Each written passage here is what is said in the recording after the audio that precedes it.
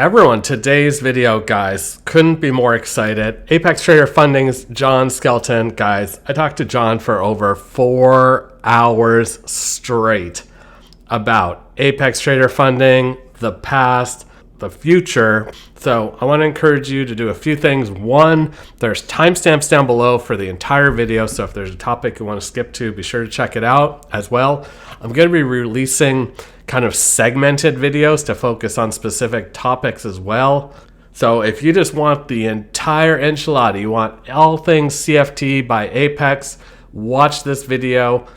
If you want to see specific topics, use those timestamps down below, or check out the very segmented videos that I'm also going to release on my channel. Guys, so much going on with Apex. I don't even know how to describe this video, guys. There is so much information and intel. I am excited to bring you this exclusive talk with John Skelton. And honestly, guys, at the end, I'm going to fast forward. We talk about the changes that are coming to Apex, and they're coming quick, as in days. So you don't want to miss that. Enjoy my full conversation with John Skelton. Everyone, today we have the privilege. We're going to be talking to John Skelton from Apex. Guys, we have got a lot to talk about today. We're going to be talking about past. We're going to be talking about the present and the future for Apex. I am excited. First things first. John, how are you today? Well, I'm hoping to give you some good attention here and going on days of no sleep, working hard to get this payout period out and get some of the new information out here for the new program. So hopefully I'm not too delirious and, say something crazy like, only 8 days to get a payout. Oh, geez. No, God forbid something like that no happens. more payout periods. No, I'd say it isn't so. Say it, just save John tempting us a little bit here. But first, I'd be remiss if we didn't talk a little bit about the past. It's been a long summer, guys, and it's been a long summer. Waiting for Apex to come around, and we're going to be talking about some cool stuff. But first things first, very first question out of the gate, all the stuff that went on kind of over the summer. I guess point blank, the question is, why did Apex have like seemingly more issues than any other firm when it came to like scammers and schemers and all that? Like, I didn't see that with a lot of other firms. So maybe you can shed some light on it. Sure. No, absolutely. Yeah, and I've addressed this some before as far as, recently in some videos and webinars or other interviews. And that's a great question, is like, hey, pretty much everyone knows, like, all right, we know that, trader funding, we know what it's there for. We know each company has their own rules. Everyone knows that there's people that don't always follow the rules. And everyone knows that there's people out there that, again, whether you want to call it a scam or a scheme or working a system or just, taking advantage, whatever, or just, gambling, basically. But yeah, you hear about it some at these other places and other firms, but why was it such a big deal at Apex, bigger than anywhere else? And I think there's a few reasons for that. For one, I mean, Apex is the biggest. I mean, we're bigger than all of the other firms combined together. Like all of them. And so just the fact that we are so much bigger, that alone is going to, bring more of these things around. But, one of the reasons that, Apex was and is still, so much bigger and has more traders and more payouts than any other traders or trading company, is because we've, over the years, I mean, when we came on the scene, we came out and disrupted the industry, and we tried to make it as simple and easy as possible and give the traders as much opportunity as possible. So, for example, we offer 20 accounts, right? Well, let's just, for example's sake, talk about, what I'd say is the second biggest company out there. They only offer 5. They used to only offer 3. Now they offer 5, right? So they offer 5, we offer 20. I mean, just that alone right there creates 4 times the opportunity for some of these things, you know, because the number of accounts. You know, so if you're someone wanting to take advantage of a system or not quite follow the right path, or, you know, complete group schemes like, you know, we saw just recently, even over, you're asking me some about what happened months ago, like in May, April, May, but, Right. you know, today we're making this video, it's what, October the 18th, just a week and a half ago, a lot of stuff came out of, you know, some of the bonds and treasuries, and we can talk about that. And that was a huge group thing that actually hit all the firms, you know, but hit us harder because, hey, if we're going to go through all this trouble of doing all this, why not be able to do it on 20 accounts instead of just 1 or 3 or 5? So that's a big deal. Like, we allowed 20 accounts for our traders, but that makes it a lot more attractive for, you know, people wanting to break the rules, or size. Again, if you're going to go through the hassle of, you know, trying to circumvent a rule or even do something shady, if you can do it times 20 accounts, that's great. But also in each of those accounts, there's certain accounts that we offer double the amount of contracts than the next biggest company does. Like on a 50K account, we offer 10. They offer 5 after you get through all the scaling. So again, that just makes it more attractive, you know. And at the time, we didn't have safety net. We didn't have scaling. I think everybody knows what safety net is. You know, you have to leave a on in the account, and you can only, as a buffer, you can only withdraw over that. Well, we didn't. We used to have that, and then we took it away. So that makes it super simple to get to that first withdrawal real quick, take money real quick, and then blow the account. As opposed to if a safety net was, all right, well, you got to leave that cushion in there so you can build this account. You can only withdraw over that. That would have cut out so much of this, because then they actually have to work a little harder, be consistent, be trading to get to a withdrawal.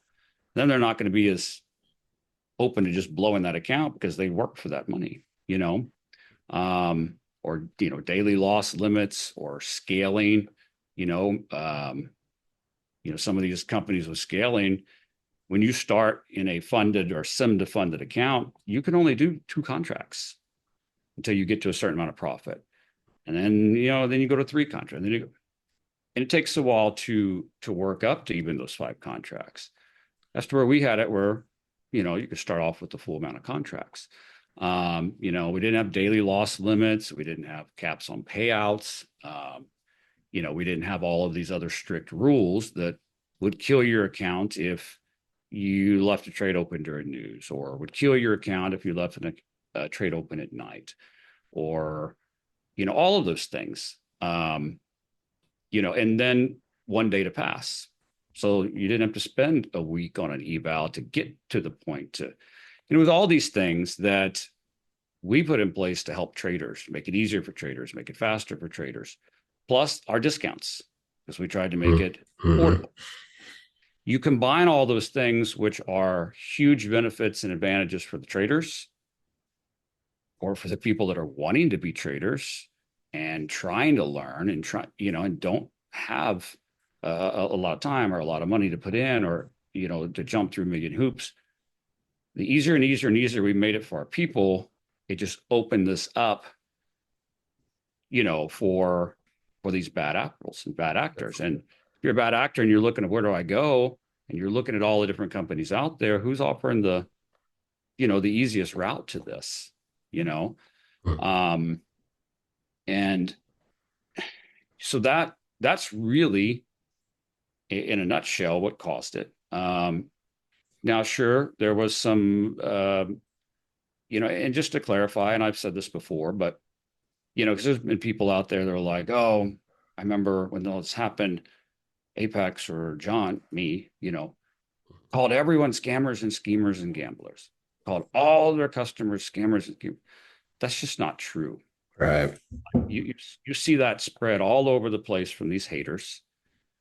A lot of this stuff you see online is spread by competitors, because they ate this up because they couldn't touch us before, because, you know, we were 10 times bigger than them, paid out 10 times more than them. And a lot of this stuff gets manipulated. I never said that. In fact, you go back, all those videos are still up. I spent 4.5 hours on video. Well, 4.5 hours of video, Mhm. fully transparent. I walked through all of this. Like I showed charts, I showed trading, I showed what these certain schemes or scams were versus, okay, here's just a working of the system. Here's how it works. I showed charts and showed how, hey, this will work until it doesn't work, why it was something that we, you know, um, don't allow. Um, Try to be fully transparent, but I made it clear over and over again. I even put out these polls for people to vote on of like, look, this hit us right at the time where I'm actually, and it seems ironic to say, but I'm sitting here saying a lot of this happened because we made things easier and easier, Mhm. faster and faster, better and better. That caused some of this or opened the door for some of this. But at that same time, I was trying to figure out how to even make it better and better. Mhm. Fast, like I was trying to do more. I was trying to, especially with payouts. Yeah. Like that was my big thing back then is like, I want to make payouts easier. I want to make payouts quicker. I want to make payouts faster. How do I do that, guys? Like I literally asked for help and input from the community. That's why I made those 4.5 hours of videos because I wanted to show all of the problems, what we were dealing with. And I walked through some of this we're talking about. Like, guys, here's the problem. I'm already offering you this, this, this, this, and this. And here's what it's causing. How do I offer you this without it being a problem? And I walked through some examples of, well, we could do this, we could do that. And, it's, we did all that and had those conversations and those polls in like May and June. Mhm. And now we're in October, and a lot of people say, what's taking so long? Now, you guys have seen over the last 4 to 6 weeks what we've already put in place with these fast payouts. And Mhm. I don't just mean faster payouts, I mean fastest in the industry type payouts. Mhm. It's all over the place. Just go to social media. I requested yesterday morning, it was approved by the afternoon. Last night, I got an email saying it's sent out and it'll be here in 3 to 7 days. Wow, that was so fast. But actually, I checked my bank account this morning and it was here the next morning. What the hell's going on with Apex? This is incredible. And that wasn't a one-time thing. We've been keeping that up for the last 3 pay periods now. Um, you know, when all this went down, we were honest. It said what happened, transparent about what happened, said we'd work on things, make it better, and we did. Um, now some people say you brought it on yourself. You created this environment of these cheap discount sales and offering 20 accounts and this and that. You brought it on yourself. Fix it. Well, in a sense, that's an easy fix, right? Okay, no more 20 accounts. Mhm. Only do 5. Do any of you really want me to do that? Um, No. no, I mean, I'll say no. I mean, that's the thing. Like the same people that complain about some of this or blame us for it, which I mean, we opened the door for it. Mhm. Doesn't mean we caused it. I mean, it's like saying, oh, your house got broken into. It's your fault because you didn't lock your door. Well, yeah, you should have locked your door, but you didn't invite the guy in. Or Mhm.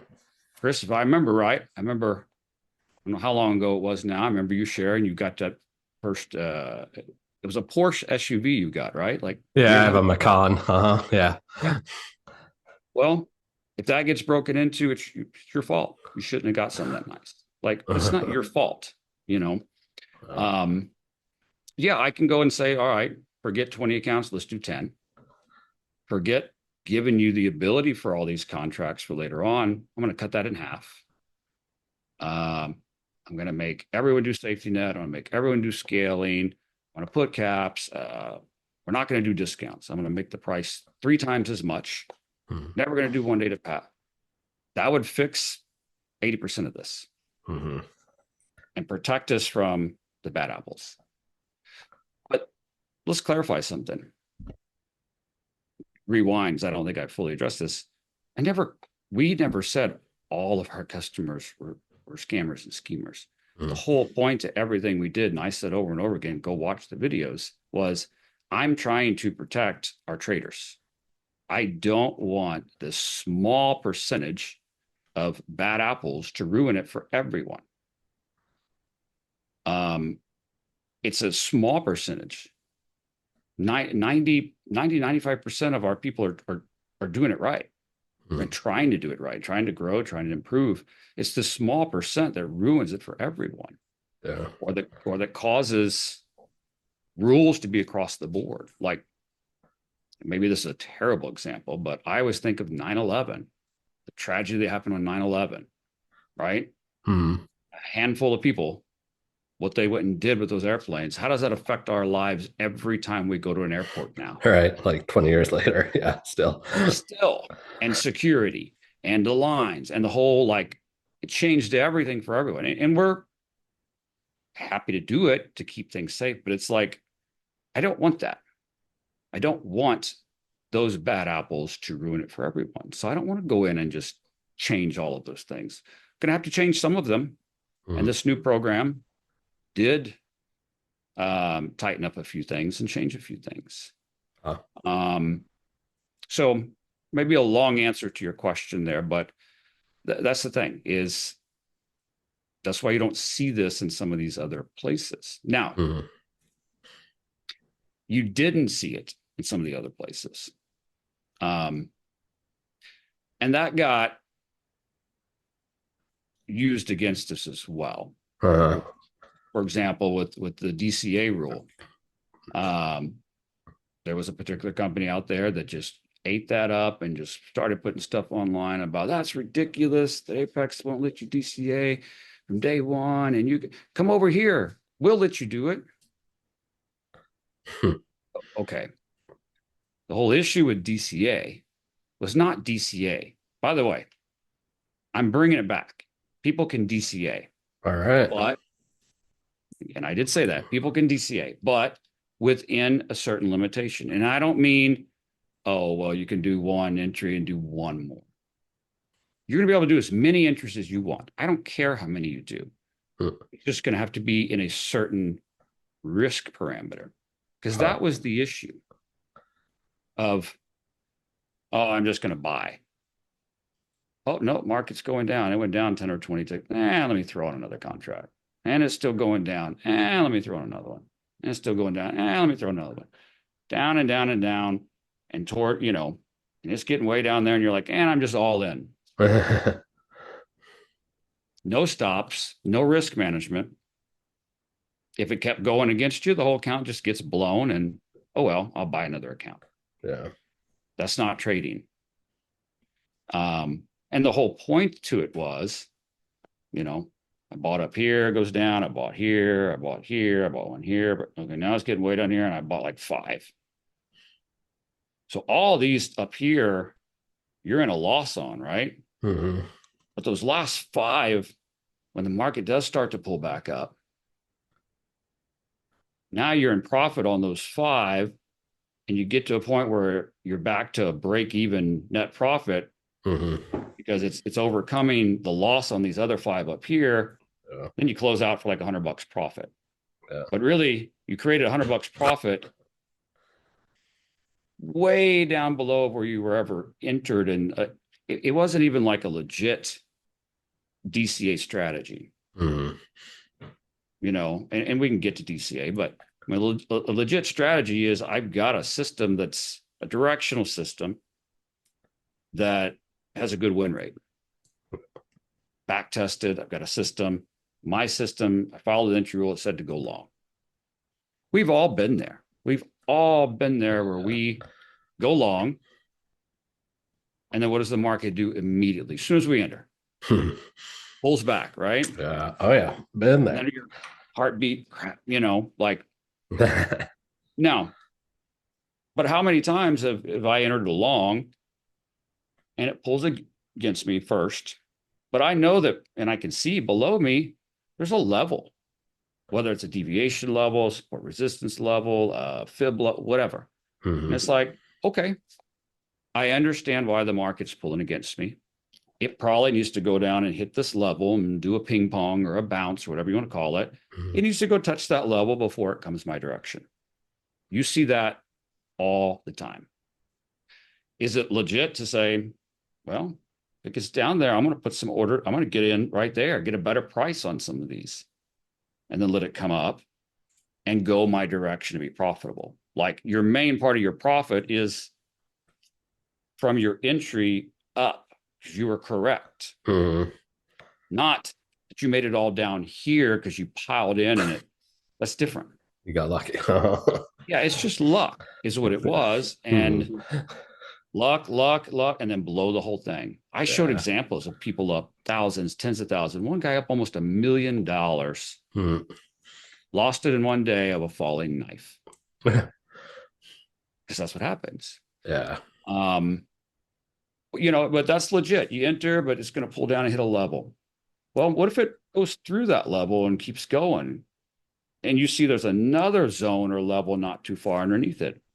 Okay, maybe it needs to go through the one and needs to touch that other one before it comes up. So I'm going to enter there again too. That's all legit because there's reasons behind it. Yeah. Just piling in, there's not. So point is, this other company is like, oh, that's ridiculous that you can't do that. Come over here, you can do it. Really? Because when people went and signed up over there, didn't understand what scaling was, passed the eval, they get to the funded. There you go. You can start with 2 contracts. Yeah. So I can enter one and then enter again, just like at Apex. It's scaling and they limit you. Also, what did this company have at the time? Every day in your account. You know, Chris? I'm trying to think. There's been so many changes. Honestly, you're gonna have to tell me on this one. I'm blanking on what it was. So think about our situation we're dealing with. I've got this account. Say I've got a brand new Apex 50K account. Yeah. I got $2,500 of trail. So I can buy, it goes against me, and I can just DCA all the way down. Yeah. And my balance can go negative how much? $2,500. And I'm still just piling in. Yeah. But this other company has what? Daily loss limit. Daily loss. Yep. Where when that thing gets down to $1,000, boom, close you out. Yeah. You just had to get stuck with that $1,000 loss and see you tomorrow. Yeah. And now you've got even a bigger gap to get, like for the scaling side. Now you've got to make up the 1,000 you lost and still get to the target to move up one more contract. So yeah, that's ridiculous. Yeah. It was a complete just marketing gimmick slam to Apex to talk about how that's absolutely ridiculous for Apex to be worried about risk management like that, or your account pulling against you. You don't have to worry about that here. Come on over. Couldn't be done. Like it was just a gimmick. Or even recently, 4 weeks, 6 weeks ago, as Apex was cracking down on some things, especially these auto trader services that trade the account for you. You're not even trading it. And I think, we were cracking down on that for a little while. Yeah. Which is where some of those video requests had started. Right. Video requests were never a thing with Apex before. Oh, yeah, for sure.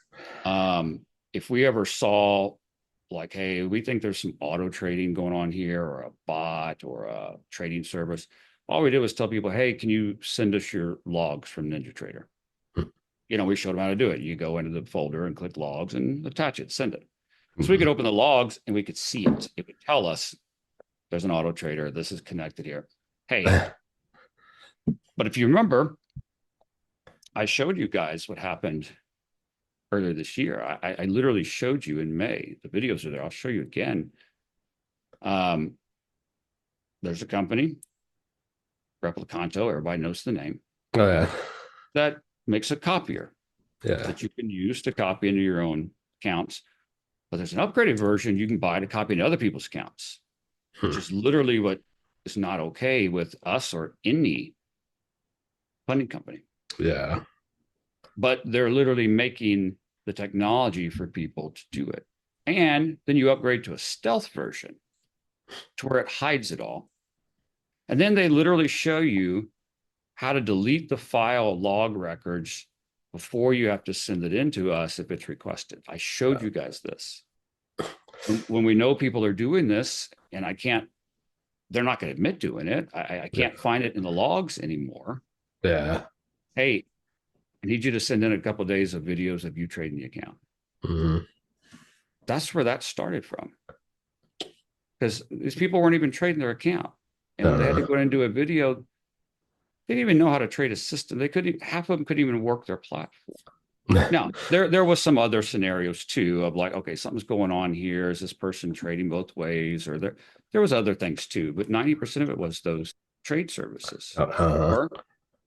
Or recently, some of the bond stuff too. Yeah.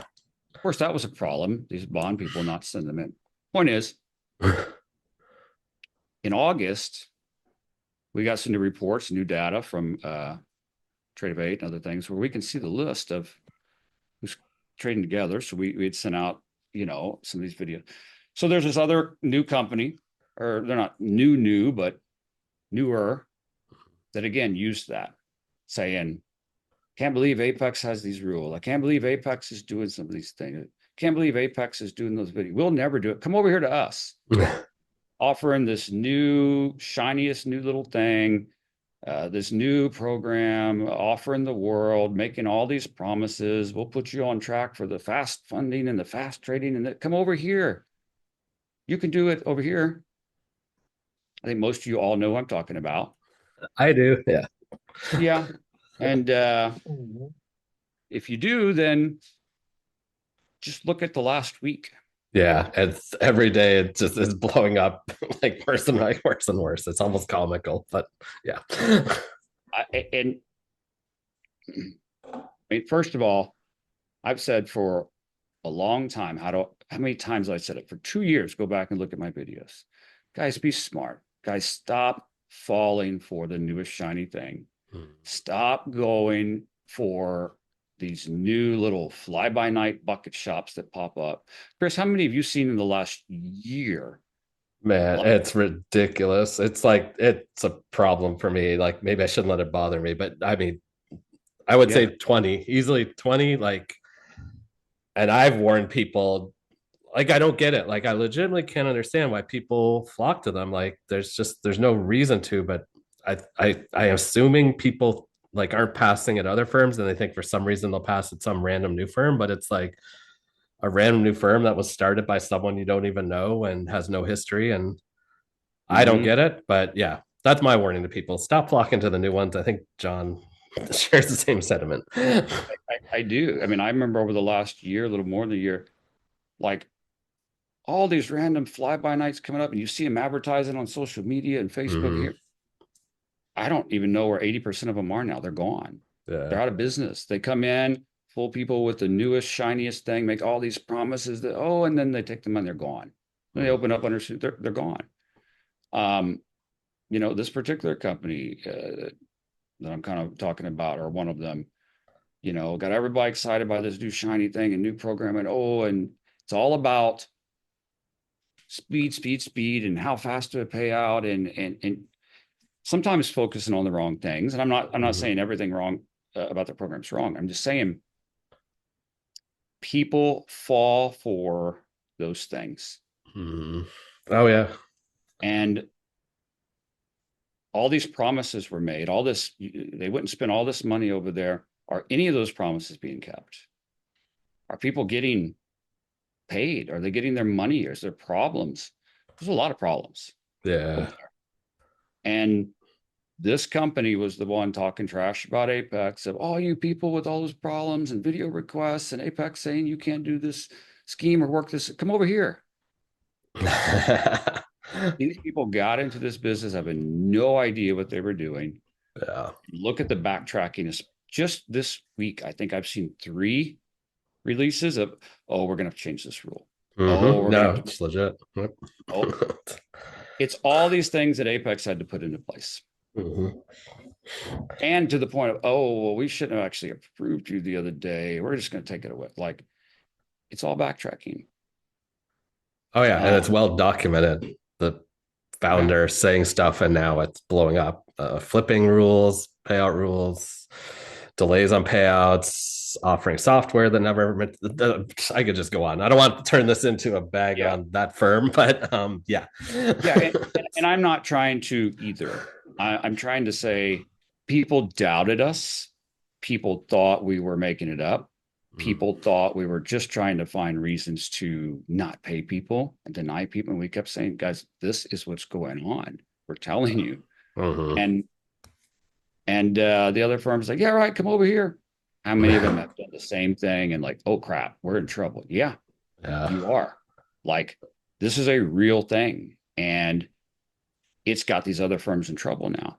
Mm-hmm. Just like the recent bond thing. It wasn't just us; they hit everybody. Several Yeah. firms down, and you know, my big thing about all of this is we recognized it. We explained what the problem was. We gave our word that we were going to work on it and fix it, and we have. Look at the payouts. Kept our word. We kept our promises. Most of these other places out there that you've heard bashing us, that are the main people spreading this stuff, are not.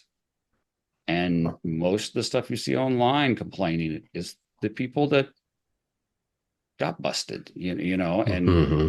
look at the reality. And it did take some time to fix some things in our back end, but it took time. Here's what really took time, Chris, was everything I just said, like all of the features and benefits we offer, 20 accounts and know this and know that, and making it so easy for people.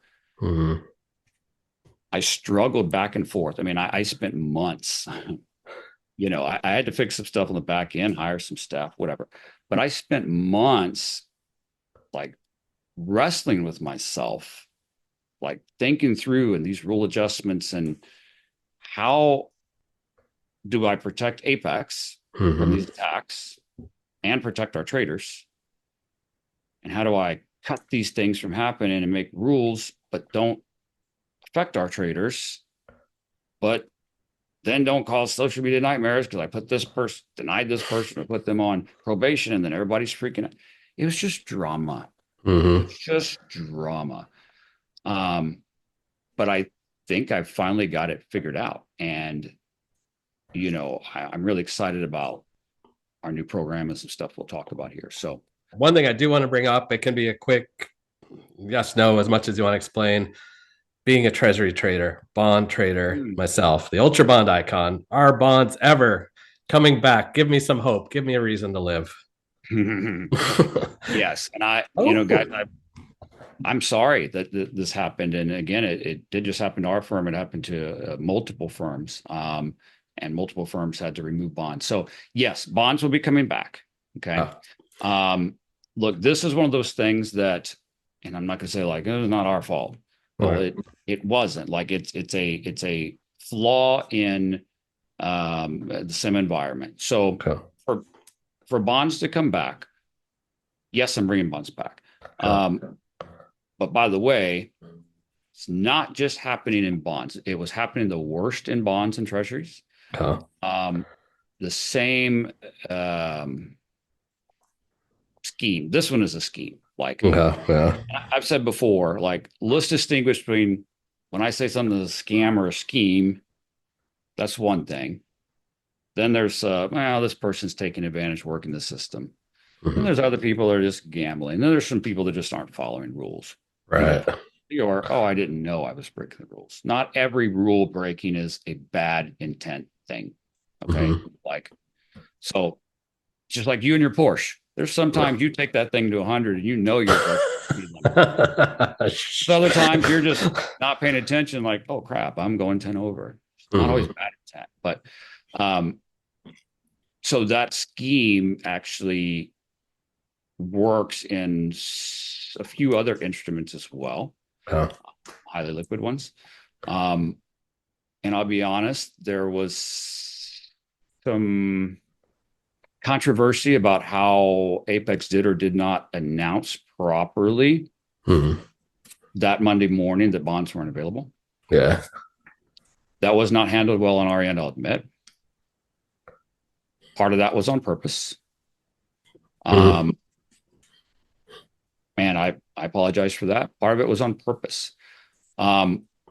Because we knew certain bond traders were pulling the scam clear as day. There were Yeah. some others that we weren't sure. Um, and we were also kind of verifying where they went, meaning after a couple hours of them not being able to log on and trade bonds, where did they go? Mm-hmm. Some of them went over to NQ or other things and started trading normal strategies and making 5, 10, 20, 30 points following that. Others went to these certain ones and started doing the one tick pop. Uh-huh.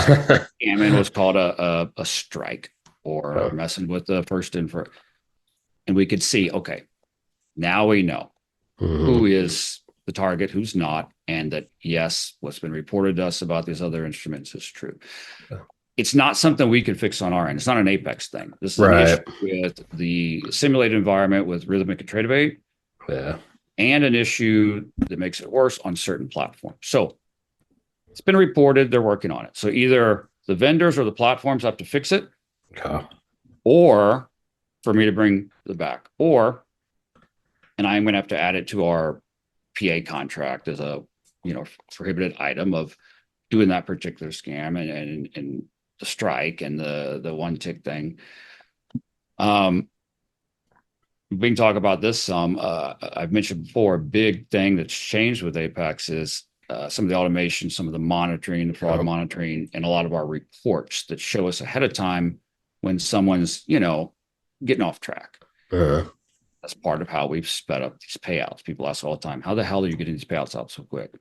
Because of that. Okay. I am having them add to my reports to be able to spot those type of things. Uh-huh. So one of those two things has to happen first. Either they fix it or I get my report so the team can monitor it and then we can bring it back. All right. So it is on the list for our reports. I'm just going to be straight up with you. It's about 5 down the list. There's Uh-huh. a couple other things that we have to have in our monitoring in general for the entire community public to make this new system work and keep up these quick payouts. So it's on the list. I wish I could tell you it's next because I know you're a treasury trader. It's about 5 or 6 down, but I'm going to get them back as soon as I can. As Okay. quick as No, that's more than fair. I mean, that's all I can ask for at this point. And yeah, and I mean, just to kind of, not that it needs bolstering, but just to John's point, like Apex obviously got hit the hardest and is probably the most, like, if anything, Apex was the first one to say, hey, we're putting a stop to this. I mean, everybody has seen most other firms have stopped the bonds. Like, he's not kidding that other firms were getting hit as well. They either just didn't know because they don't have the systems in place, or they kind of had to follow suit. And when it was like more highlighted, so well, yeah, it it's was, kind of hit us all. it was very highlighted, and Mm-hmm. you know, and Apex wasn't the one to highlight it, by the way. Hmm. Apex wasn't the one Oh, to announce it. yeah, Apex wasn't the one to bust it out there. It wasn't yeah. us. Um, and what's very interesting is just a couple weeks before that, stuff you saw online. Apex denied my payout, and Apex denied the payout before, and look at all this money. These bond people would request, and we would deny it for an account investigation. They Mm-hmm. go post and complain. We would send requests for information. We would send video requests. Do you think most of them, oh, no problem, and responded right away, or completely ignored all requests? Yeah. They ignored all requests. How are you going to video trades for me that don't even exist? How are you going to show on screen fills you're getting that aren't even real? Mm-hmm. They just ignore it until the next payout period. The That request should work. again, and nope, we're going to deny it. Part of the reason that recently we enabled the block. Mm-hmm. Okay, if you're on investigation or probation, like you're not going to be able to get to this page because we're not Mm-hmm. going to sit here and let you just do this, tie up the system, and then go claim denial. Yeah. And so they were complaining online. Several of them. One big in particular that Yeah. had people up in an uproar. This lady, and we kept saying, "This is a scam. This is a Apex is lying. There again. They're just trying to deny it. They're just Yeah. all came out." And then in all the groups, it was like, oh, that's her. That's him. That's that. Oh, Apex was telling the truth. Yeah. Oh. And then I saw in Discord rooms that are normally anti Apex Discord rooms, do nothing but slam us. Uh, I saw people calling out some of these traders going, hey, that's you. You've actually bragged about this before. They weren't defending Apex. They were calling those people out like, mhm. you actually bragged about this before. This is you. And we were proven there again, we weren't making this up or just randomly lying. There's a reason. But yes, some people think, why are they making this a big deal if there was like a one tick strike scam? Hmm. Well, you go look at ZB bonds, $32 a tick, right? Yeah, it's like 31.25. Yeah, they call it 32. So one tick is 31 bucks. Most of these people, guess what size accounts they had? I'm gonna assume 300K is 300K. So they could do 35 contracts times $30 a tick. Yeah. Then multiply it times 20 accounts. Exactly. So yes, again, perfect example why Apex got hit a lot harder than anyone else because we allow 20 accounts, we allow the most contracts, we allow. Yeah. There you go. Just math. Well, Apex did it to yourself. Cut your contracts in half and cut your accounts in half. Do you really want me to do that to you? Because I don't want to do that to you. Yeah. So anyway, sorry. Probably not. No, and that's a good explanation. I mean, I'm glad to hear bonds. And it all, I mean, I knew some of this, and yeah, the more I learn over time, it's crazy. And I think an important something I just want to say is that like the truth always seems to come out. Like you've made the point, like, yeah, people are quick to like blame Apex. Apex sucks. They're trying to screw the traders, blah, blah, blah. People can say whatever they want online. It's like the worst part of the internet is unfortunately everybody's a little keyboard warrior. But the truth comes around. And like you said, people are realizing, oh, wait, that person is a scammer. Apex wasn't lying. So yeah, the truth comes out. Well, that does not mean that Apex is faultless and blameless. And I've said fair this enough. Yeah. several times recently. And Daryl Martins has said it too. We got caught in a bad spot. We weren't prepared for. We weren't prepared for growth. We mishandled a lot of things. We miscommunicated a lot of things, or we didn't communicate properly. Customers were not supported properly, treated properly.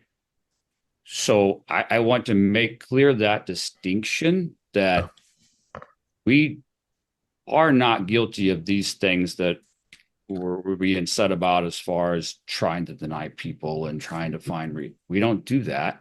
And we keep over and over again being vindicated, saying, see, we don't do that. These other things, yeah, we were kind of not great at all. And it was not okay, and not okay for how our customers got treated. And I'll just said it before recently, I'm going to say it again too. This is not a Apex is perfect and makes no mistakes. We don't do that purposely. That there's a few things we kind of sucked at really bad. And there's just no way around that. Like, yeah. I mean, yeah, it's been covered, but yeah, I mean, and it's from my perspective, it's understand. I mean, yeah, you guys grew like a house on fire, and I mean, there's going to be issues that's happened. So, but hey, if anything, so be it. I mean, we're going to get here to some changes that I think are pretty admirable, but that will address some of that as well. But I just want to say, I think that's pretty noble that takes a big person to admit their faults or admit faults that the company made, whatever. And it's nice to see that. So next question before we get to the good stuff and all the changes, the video requests, you kind of touched on them a little bit earlier, but I just want to kind of make sure it's clear. I feel like I'm not seeing a lot of people talking about them anymore. Have they subsided? Are they not a thing anymore? Like what's going on with the video requests? Yeah, sure. Yeah, so we talked a little bit about kind of where that came from and kind of where it started from mainly started with these trade copier services. We used to be able to find these things out by the logs, and then we couldn't. So some videos, but then there was other reasons for videos too, as far as, whether it be someone trading for you or someone else trading the account or the services or some of the bond stuff or, some, people that were, not following the rules kind of thing. Or we would say, hey, there's a red flag on your account for these big spike days or for, big loss days or using risk management. And they would tell us, hey, they send us a chart like, oh, here's my written out strategy and here's what I do. But then when a staff member would watch the account over the next few days, none of the trades added up to what they said. And so it was like, hey, send us a video. There was different reasons for it. But no, I think since like towards the end of August till now, like last 6 weeks, I think we might have sent 6 or 7 requests for videos. Okay. Like in the last Way 6 less, weeks. Yeah. But so yeah, it's hardly nothing. But even before it wasn't that many. Like less than 0.1% of our members ever got them. Like this was one of those things that was another complete just BS, blown out of proportion thing that was all over social media. And it was, the reason it became such a big thing was because some of these different scheme groups or whatever, whether it be like the bond people or all the thousands. I mean, you probably know this, Chris, but when we talk about like these trade services, someone else trading it for you, we're not talking about like 5 or 10 members. We're talking about thousands. Yeah. I mean, if you go to like, this is a whole other rabbit hole, but if you go to any of these like Facebook groups, like try to go to Facebook, type in Apex Trader Funding group, and there's like tons of them. Only one of them's our official group. All these others are like from people like you, like influencers, affiliates, or just groups. And I could pull it up right now, and you look at some post like, oh, hey, I got a payout. Isn't this great? Boom, boom, boom, boom, boom. The spam is out of control. I had trouble with my trading until I started following signals from blah, blah, blah guy. Oh, if you need help, it's like I could pull them up right now. Why do you think in our official group, if you go there right now and look at the posts, there's amazing posts. There's hundreds of them. Oh my God, I can't believe how fast this payout is. I got approved yesterday and I got my money in less than 24 hours. Here's my bank account statement. Positive, great posts praising us. Yeah. And you'll see that comments are turned off on pretty much every one of them. And we get accused all the time of, oh, Apex turns off comments because they're trying to silence us. They don't want us to complain. Okay, well, how am I going to silence you? You can go anywhere on the freaking planet on social media and talk about it. I'm even cutting off comments on the most positive possible posts we have because of all the spam. Yeah. Where do you think this is coming from? Why do you think they're in there? What do you think that is? Everyone sees that. That's how these companies are reaching traders. It's everywhere. So point is, this was taking a huge impact on some of these scheme groups or some of these trading services. And they made it a huge, and yes, competitors got in on it. Yes, people we were shutting down got in on it because they were losing their meal ticket. They signed up for an Apex account and they never touched it. They're off doing something else. Some trade service was trading it and they were making money. And when it's like, hey, how do you trade? How do you, what's your strategy? Send a video. So it became a literal outbound social media campaign to explode this of this is a scam. Apex is trying to find some reason not to pay us. Apex. And it's the same thing they always do, to where they want to try to make it such a big, blown up deal on social media, hoping we'll drop it. Yeah. And the reality was there wasn't that many people that got video requests. The last big round was in August when we got the report from the trade of information showing a couple hundred people all on the same trading day. Now, that didn't mean that all of them were guilty, because it would show us these all these accounts that traded together, and then show us IPs that matched. Oh. And so some of these people that we sent these video requests to were sent because there was a match in IP. Oh. Scroll back on some of these Facebook groups, go to ours, the main one, scroll back to like 1st of September, and you'll see all these posts. You know, I was pretty pissed off. I got this whole video request thing, but they sent it. The instructions were clear. I did it. I got approved the next day. It was actually really easy. It wasn't a big deal. This is not a big deal. I got approved. So not everybody that got them was like guilty of that, but there was some kind of association. But like with some IP things, you know, we found that certain areas, like, or say a small town or a small internet company, like they rotate IPs, you know what I mean? Like, so there's things we check into. But it got blown up into, this is a scam. Apex requires every single person to record their trades to get a payout. If you ever want a payout, you got to send in a recording. Or then it was being spread around where Apex could randomly ask you, we want a recording of your trades from last Tuesday. Oh, you don't have that? You're denied. That was complete BS. That never happened. Anytime we would request these, it was always, hey, we need this for the next couple of days, next 2-3 trading days. It was never back. So it was being spread around. Oh, guys, here's links to go buy this recording equipment. This is the best way to record your trades. You have to record all day, every day, in case Apex ever asks. Here's this link. Guess what?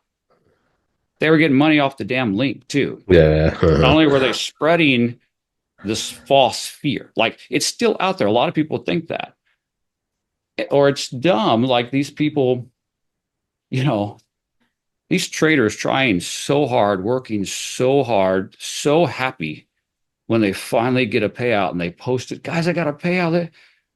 Oh, how many videos did you have to send in? Did you have to send a video? They're going to make you send a video. Stop. Like, it's out of control. We've sent like 6 or 7 in the last 6 weeks. So is it a thing? You know, with some of the new reports and monitoring we have, it's not needed near as much.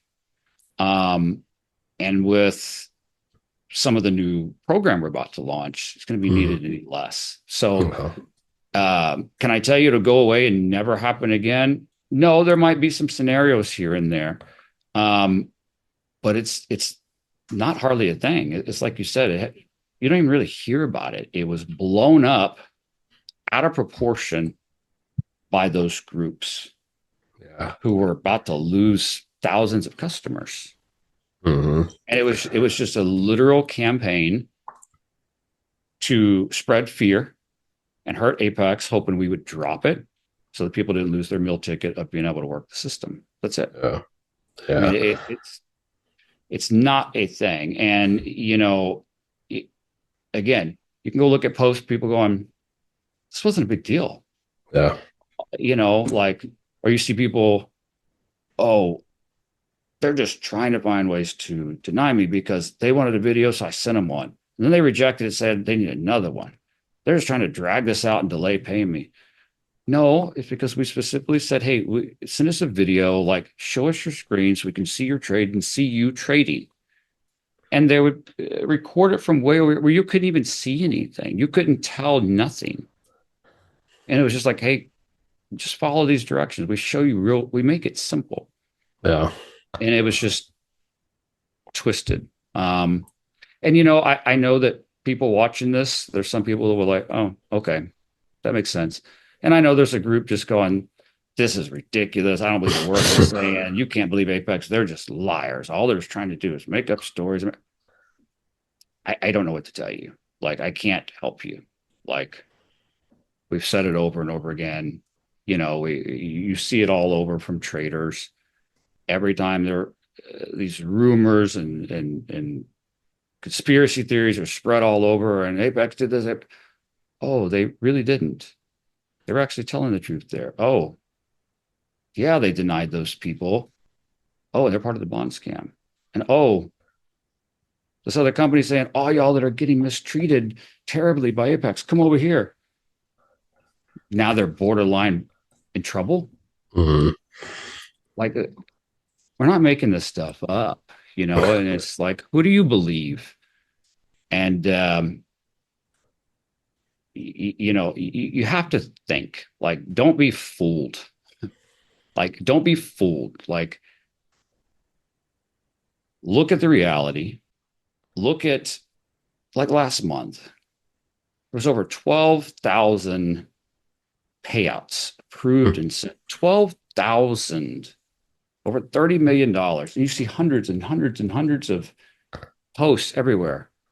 I got approved. Here's my approval. Here's my approval email. Here's a certificate. Here's the deposit in my bank. I got approved and paid. No video, no drama. Followed the rules. I got paid. I love it. You'll see them all over. Go look. I was getting paid for Apex, no problem. Then there's a few periods I got denied, and I know why. Because I knew I broke the rules, and I was doing this and doing that. I got back on, and yeah, the last two payouts got in like 24 hours, approved in 30 minutes when I was back to following the rules. That's it. Yeah. I mean, how many complaints do you really see online about I got denied? Like, really? Do you see thousands? No. Do you see hundreds? No. Like, you see a handful, or you see, well, I saw more than a handful, and they're all in one group. Like, Yeah. 30-40% of the people in this one group got denied. So that must mean that 30-40% of every group got denied. It's that group for a reason. Like, you see 12 people that say they got denied and 12,000 that got paid. Mm-hmm. Well, but those 12 said they didn't break a rule. Okay, we all know that there's scams and schemes out there. We all know people, game the system. We all know people break the rules. Like, we all know that, right? Like, that's not a surprise. Yeah. So when you're the biggest company out there, bigger than all the other ones combined, and in 1 month have 12,000 approved and paid out requests, you just have to use your head and know, imagine there's a handful group of people that got denied. Oh my God, Apex is a scam. 12 versus 12,000. I mean, at some point you got to just be realistic. Yeah. Common sense. Yeah. Common sense. I mean, and I'm not trying to dog people. And I'm not saying all of those 12 people that got denied were scammers and schemers. No, maybe some of them were. Others were like, yeah, it was windfall gambling. Others like, man, I didn't realize I was breaking the rules. Okay. Like, you can't freak out because somebody was put on probation. There's a reason why. Or was denied. There's a reason why. I mean, it's like, it's just reality. It's going to happen, but the thing I think the thing that gets me the most is how some people don't want to believe about the payouts. And it's like, you see it. We've shown bank statements before. We've shown deal statements before. You see everybody getting paid out on the payouts page of the website. You see these people posting and making literal videos. You see these hundreds of people showing the screenshots of their approval, showing the email, showing the bank deposit proof, hundreds and hundreds, thousands. But then you get these people that just say, oh, look, they deny me. I never I broke a rule. Where's the proof? Show your trade, show your chart. If Apex supposedly makes you make all these videos, where are your videos? Oh, I deleted them. See, we're about to put a stop to all of this mess. Yeah. With the new program, It's going to be crystal clear, transparent, and I'm going to show you how to prove it. I'm going to give you a tool, a free tool. I'm going to show you where you can get a free tool to go in and prove that Apex scammed you. You'll be able to pop your account in there and it will spit out the trades and the reports. And you can back up and prove to the world. No gray area, black and white.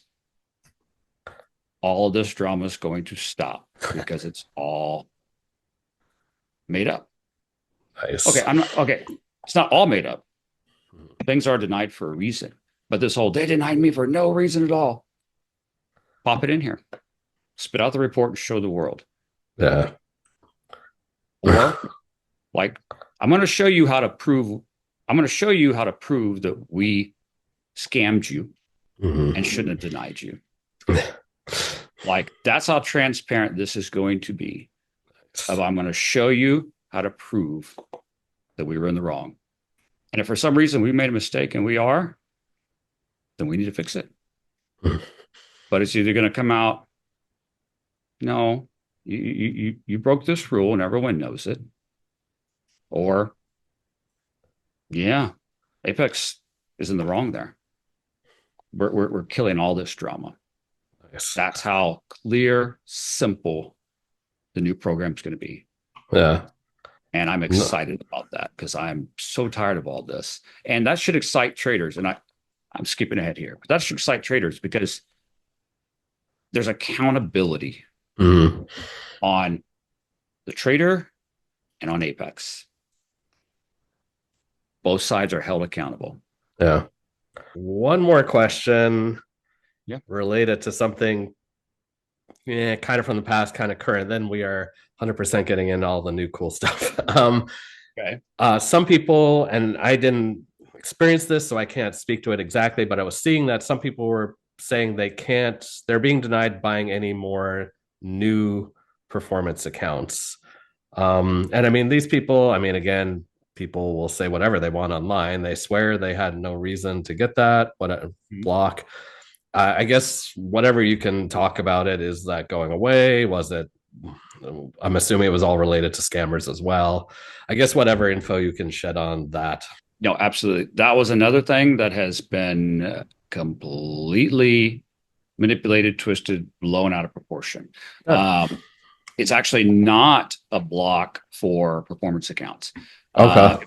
Code on their account for no new evaluation accounts.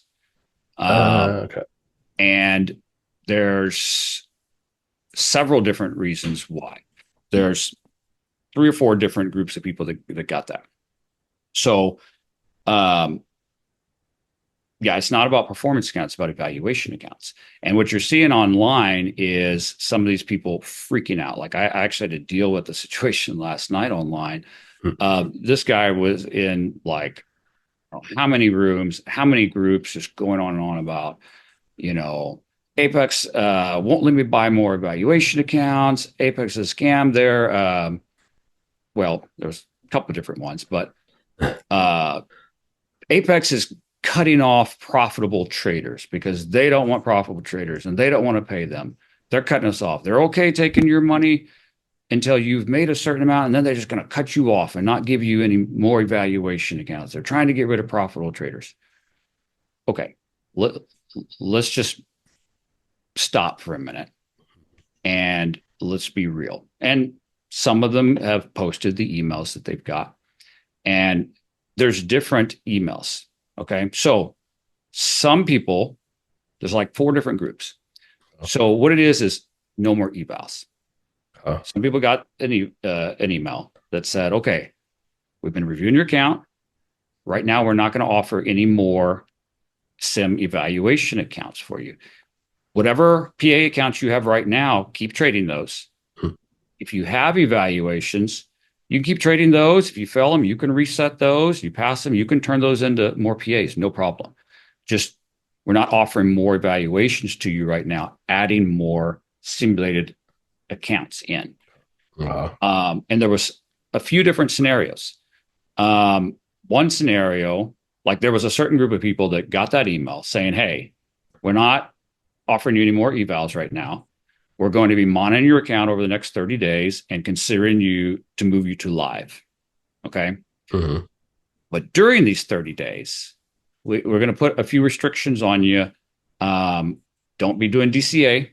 Yeah. And we need you to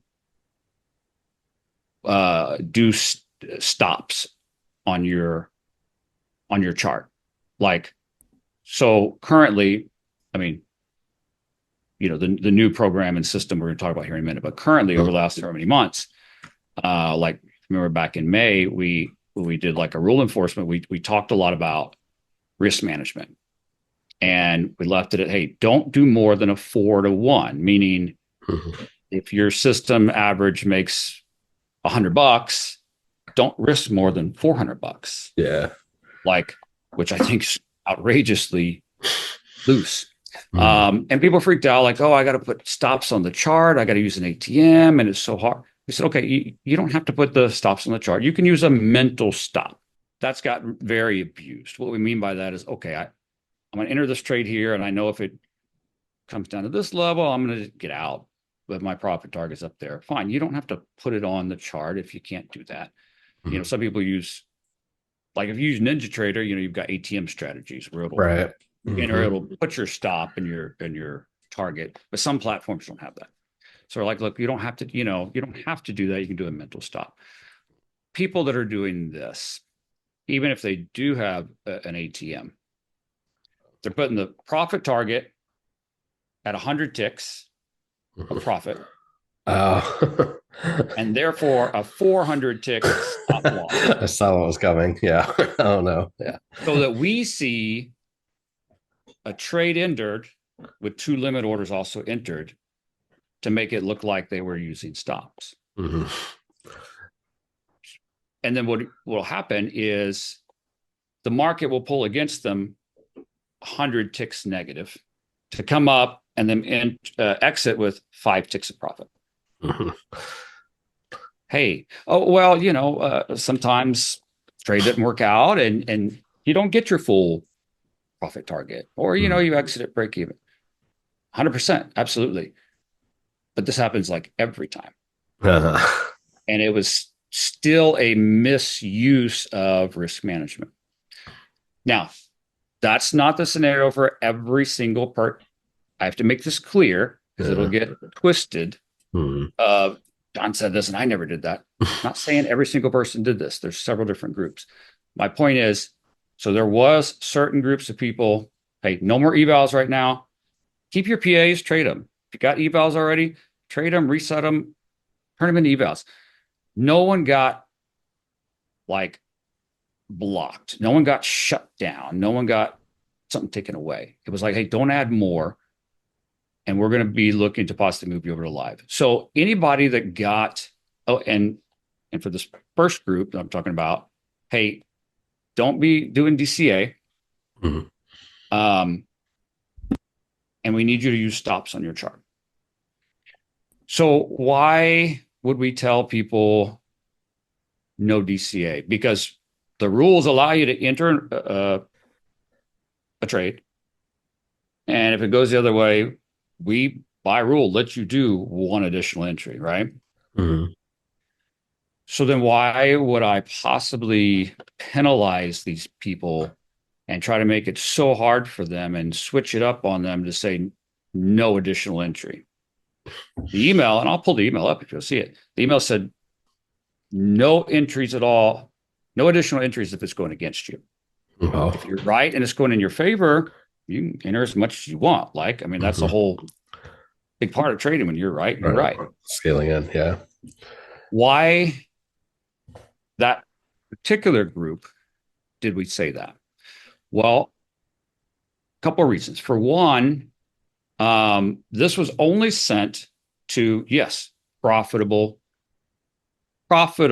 traders, meaning traders that have gotten payouts, gotten a good number of payouts. They're in the profit. They're getting payouts. They've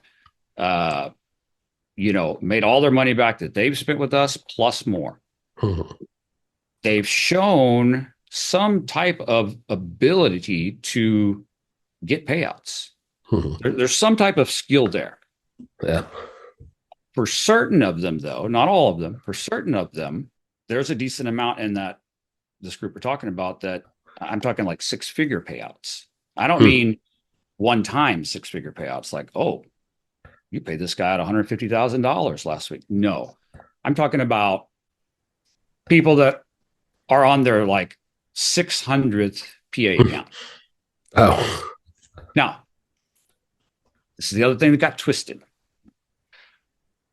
Well, hey, I'm trying to learn to trade and I'm failing. I'm up and down, I'm failing. And if I finally start getting the hang of it and Apex looks going, oh, he's had hundreds, cut him off. No, that's Hmm. not at all. That's another lie, twist, miscommunication. I'll tell you right now, before we started this company, we were with the funding company trying as traders. I blew Hmm. hundreds of them in the beginning. I blew hundreds. Like, I get it. Yeah. It's not about that. We don't care that you had a high number. And it's not like, well, I spent all this money with Apex and went through hundreds and hundreds. When I'm finally starting to get it, they're going to say, oh, you're out of here. Thanks for the money. Hmm. No, complete manipulation of the situation. But let's say I've paid you out $250,000 over the last 8 months, and you've gone through 800 accounts, Yeah. and none of them ever got to pay out number two. So you got a 50K account, you get it up to 52.6, you take $2,000 payout, Hmm. tons and tons of times. Take a $2,000 payout, you only got $500 left. Yeah. The next day you go in and risk all the 500, either pop big and keep trading it or blow it, get another one. Yeah. That was the scenario with some of these folks of why it's like, okay, you've been paid out hundreds of thousands of dollars or 50,000, whatever the number is. Hmm.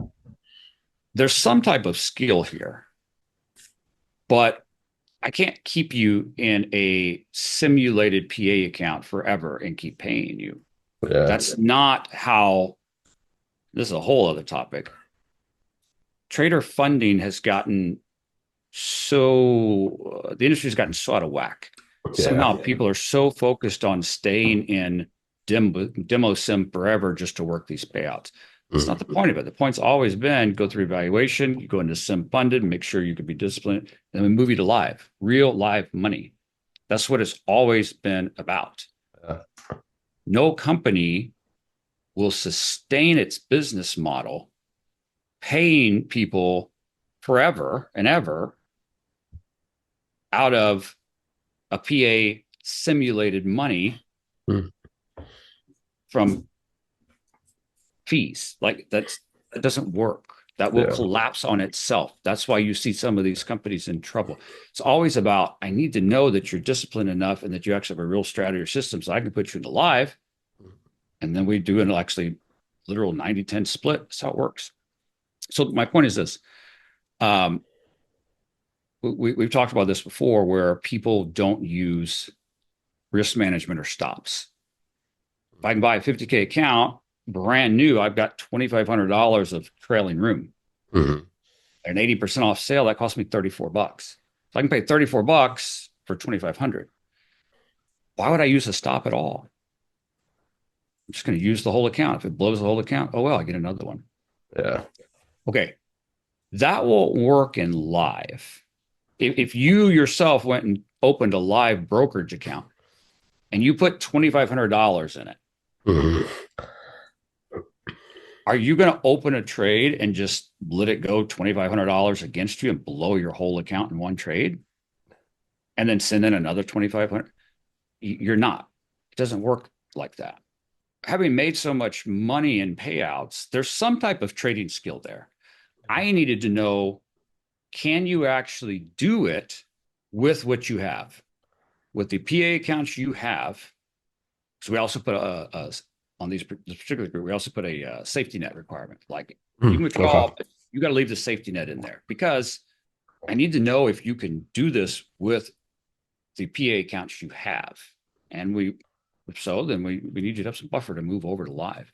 Or if you're only able to perform this way and get these payouts because you're dependent on being able to get another eval just to replace this one real quick. Like, there's some kind of skill here. Like some people, it's very clear. It's just turn and burn and not use risk management. Some, it's like, some of them like, well, on these couple of accounts, they did make it to payout 2 or 3. So is this just an up and down, or is it, well, they made it to payout 2 and 3 because that next day when they went all in on that 500 they left, they lucked out. I need to know because I can't move you to live. I can't let you stay here doing that and just working the system. I need to move you to live money, but I can't move you to live money if what you're doing right now in PA is not real. Like that's what all of this is about. What you're doing right now in a PA account to get payouts, whatever strategy or system you're using, is it legit real and work in live? For example, the bonds. That wasn't going to work in live. Yeah. It's not real. Or relying on eval accounts just to pop back in when you blow a PA because you're not doing risk management. I can't move you to live because this doesn't work like that. So that's it. It was like, hey, I need to see if there's actual real skill here. Can you, with the PA account you have now, follow these couple rules, show consistency, show that you can do risk management, show you can build and compound that account without being reliant on working the system. Like so many of these things we've talked about are all about working the system. That's mainly what it is. It's not having any risk management, blowing it all just to replace it with another. That's a video game. That's gambling. That's windfall. It's treating it like a game. That doesn't work in live money. You wouldn't do it with your live money. Don't do it with mine. That's what that one group was all about. And what it got turned into was, I'm a profitable trader. I'm a good trader. I've taken $200,000 of payouts from Apex, and now they're cutting me off. They're trying to get rid of profitable traders. And this is just ridiculous. And some of these guys have gone on a tyrant campaign online. Tell me this. If you are such a good, profitable trader, why do you need to have another 80 to 100 new evals every single month to constantly replace your PAs? Does that make sense? Oh, 100%. I'm just shaking my head. People can see it, obviously, but yeah, it's now that's not everyone. That's one particular group. Okay. Now other groups got, let me finish one thing. Yeah. Why then, John, did you tell these people? Because your rule says they can do one DCA entry. Why did you say they can't do that during this period of time? You're just trying to screw people over. You're just trying to make it hard for them. You're trying to, put all these extra rules up. Okay, let me tell you why. For some of them, not all of them, for some of them, this was the DCA scam workaround. So our Apex rules say you can enter trade. If it goes against you, you can enter one DCA, right? Okay. So I'm trading the NQ. I buy, thinking market's going to go up. It goes down. I enter that DCA trade. I'm compliant with Apex rules, correct? The market keeps going down, and I enter another NQ buy. Did I break a rule? Yeah, I mean. Yeah, because I did another entry. So then I just switch over to yes. So I buy NQ, it goes down. I buy one more, do my DCM, rule compliant. The market's still going down. 90 whatever % of the time, the indices are lined together. Exactly. So I see it go down. I pop over to yes, and I place a buy. That's a new entry. I get to do one more DCA there. DCA, yeah. I do it again. Market still goes down. Let me pull up my good buddy YM. Do it again, and then I'll go over to the Russell. And by the end of it, I've maxed out all my contracts. I'm fully in on this whole the same way as before, Yeah. but I worked around it that way. But for some of those folks there were some, not all. Again, some people got different messages for different reasons. That's why. And Sure. how many times have you seen people online? I got denied and I never broke the DCA rule. Letter of the law. Hey, I entered it in queue and only entered one more in queue. Tell me why you entered this ES. Show me how it lines up with your strategy or system. Well, I trade a proprietary system. I can't tell you what I say. But somehow you ended up. It's stuff like that we Yeah. do. So that was part of this. Okay.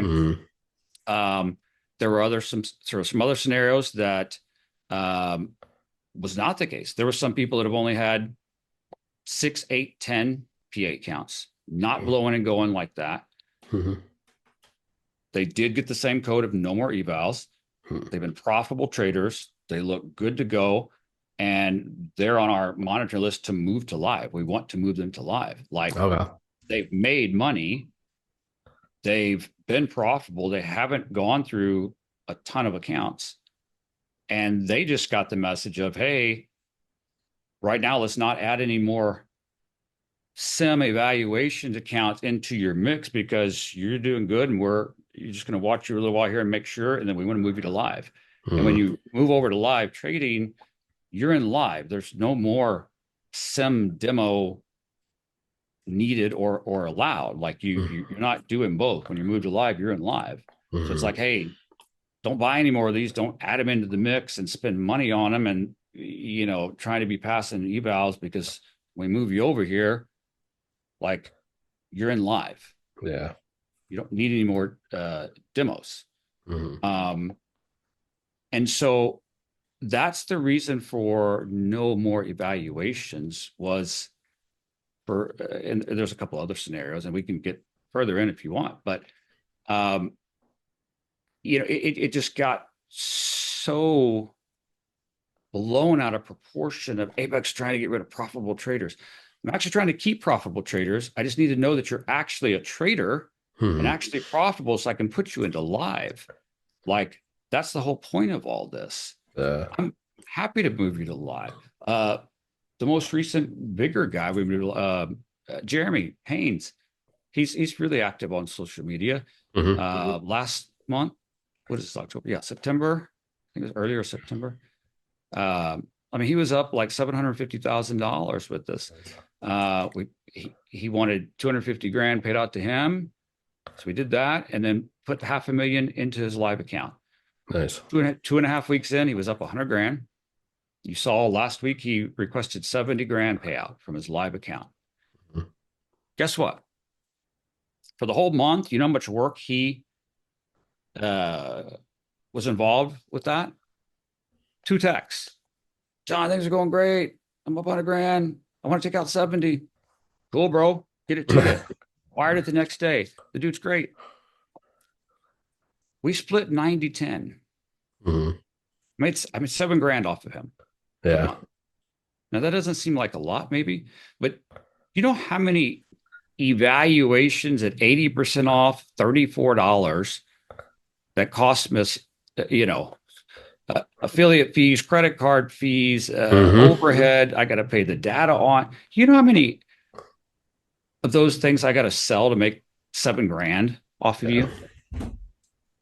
If I get a whole army of those people that I can plug hundreds of them in every month into live and actually perform and be trading something that's actually a true system that will work in live and make 10%, wouldn't you? Oh, hell yeah. I don't want to cut off and get rid of profitable traders. I want to make sure you're actually a profitable trader doing it right. And what you're doing actually working live so I can move you over to live. Okay. So I guess there's a partial truth to the statement of, yeah, they're trying to get rid of profitable traders out of play demo money. Yes. And move you to real live money. so that what you're trading, the profits you're making are being made with real money. And we do a real 90-10 split. Mm. And we have a business model that's sustainable.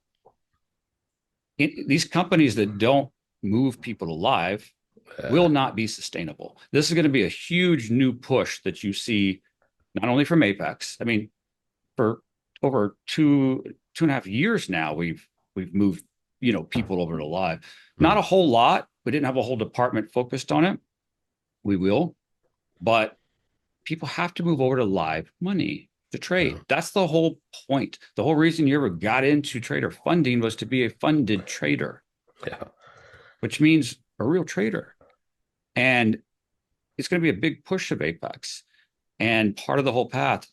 And it's going to be for everyone because regulation's coming. And that's a big part of regulation is this prop thing creating live traders? Like, you're not going to have a choice. If you're not with Apex, you're going with some other company that doesn't have that path to live. Yeah. You better not be neck deep in that with them and spent a ton with them and they owe you a crap ton and you're waiting on when this hits because you're not going to like how that works out. But so there's some situations there and it got blown out of proportion of they're trying to get rid of profitable traders. Again, for some of these guys that have 20 PA accounts, if you're that good of a profitable trader and you're not working the system, why are you so mad about not being able to buy tons and tons and tons and tons of more evals? Now, that's not the case with everyone. Okay. Like, I'm not lumping, but this became blown up out of proportion. Another one of those social media campaigns just to go off. Yeah. And freak out. And it was interesting. As soon as we marked some of these people, sent out the first round emails, the help desk, like within 24 hours, got blown up with like over 100 tickets asking questions. The questions that were asked in some of these tickets answered our question for 30% of the people. And the follow-up questions of, well, what happens if I break the DCA rule one time during this whole period? Will you shut me down? Well, what if I break it once a week? Or what about a day? Or what if it was all how to get around it. And then it was like, well, what if I blow my account during this period you're monitoring me? And some of those questions were actually legit, like, oh my gosh, like, what happens if I blow this? Like, am I cut off with Apex forever? Like, I'm trying to work hard. I'm going to try not to lose the account, but if I do, am I cut off from you? No. Like, if something happens, we're not going to cut you off like that. We'll look at things on a case-by-case basis, open back evaluations back up to you.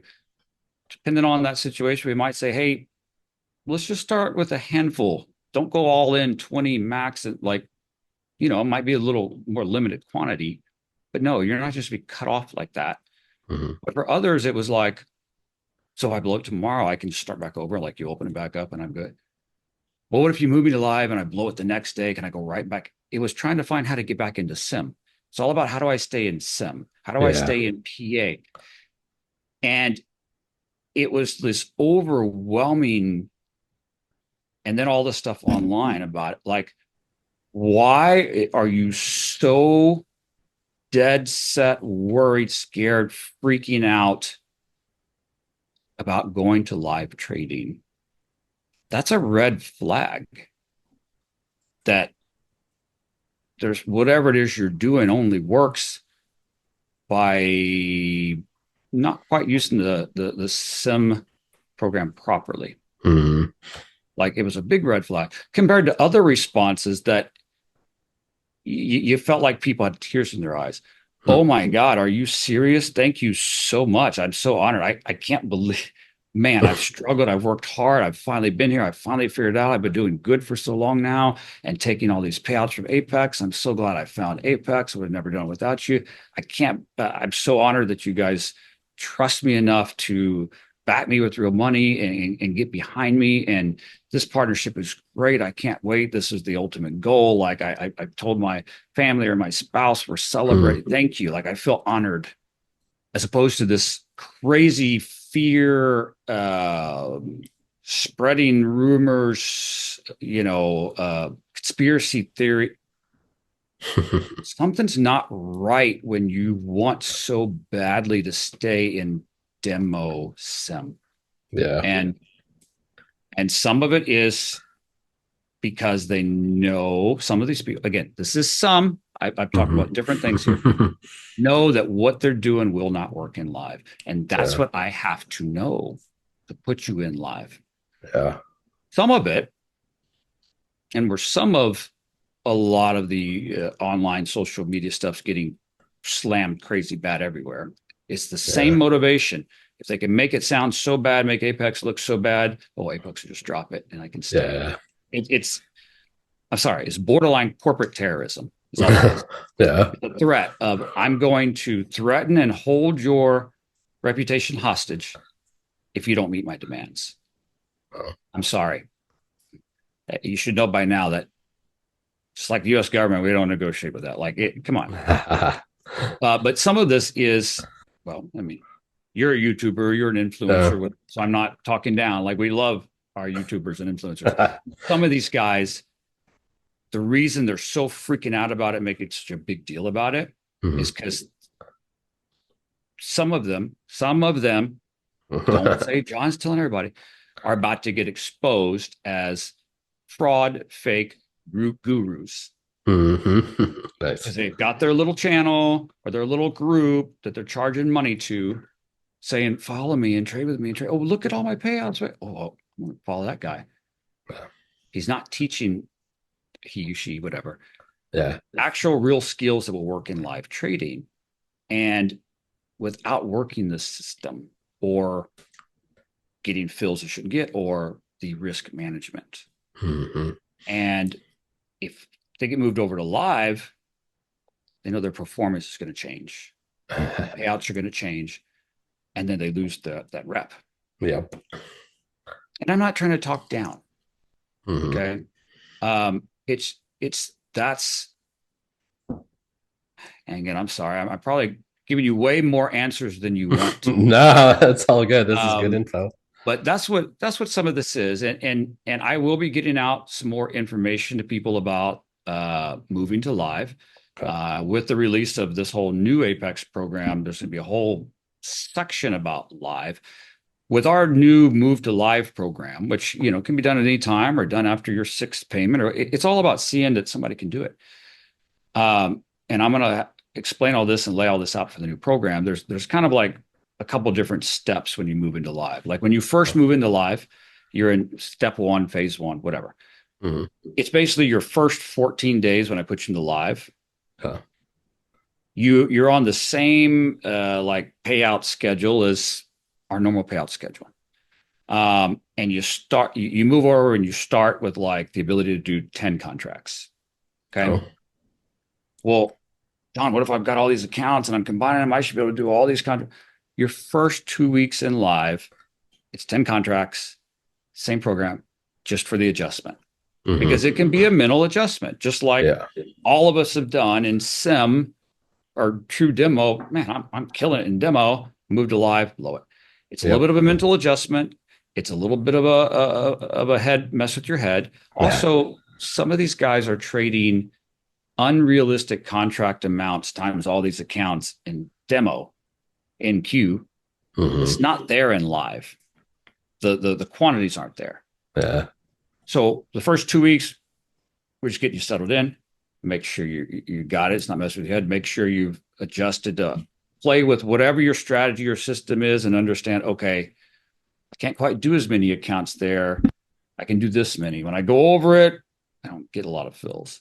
Or maybe in live market, I need to trade something that's a little more liquid, whatever. But those first 2 weeks, just making sure you're good. And then it's like, okay, you got it. You're good. Let's up you.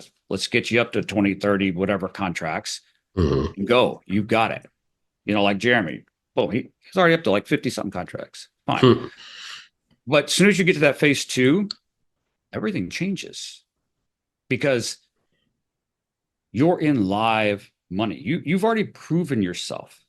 You've already been through eval. You've been through PA.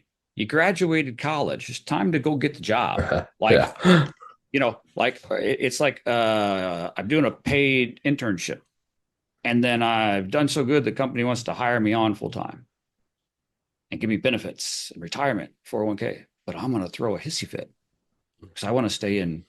Like, it doesn't make any sense. You know Yeah. what I mean? Like Yeah. it doesn't make any sense. It's like a pilot, a flight pilot, paying for a flight school, and you're in the simulator and you pay for your hours of simulation, and they finally say, you've done enough here. We don't need to pay any more simulation hours moving forward. We're going to be in a live plane. Now, sure, Uh-huh. starting off, like you got a co-pilot who's an instructor, but we're doing this in a live plane. This flight school is a scam. You want me to do it for real? In a real plane? In a real live account? That's the whole point. But here's the big deal. When you get to live and pass those first 2 weeks, everything changes. You're trading live money. This is real money being Mhm. generated.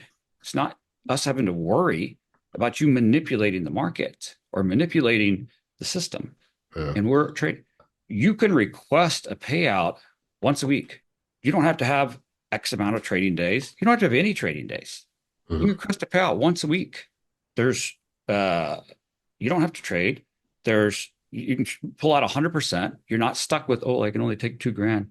You're in live then. You can take out as much Yeah. as you want. You can take out every week. You don't have minimum trading days. You don't have any more consistency rules. You don't have any of that. Mhm. You're in live. Who doesn't want that?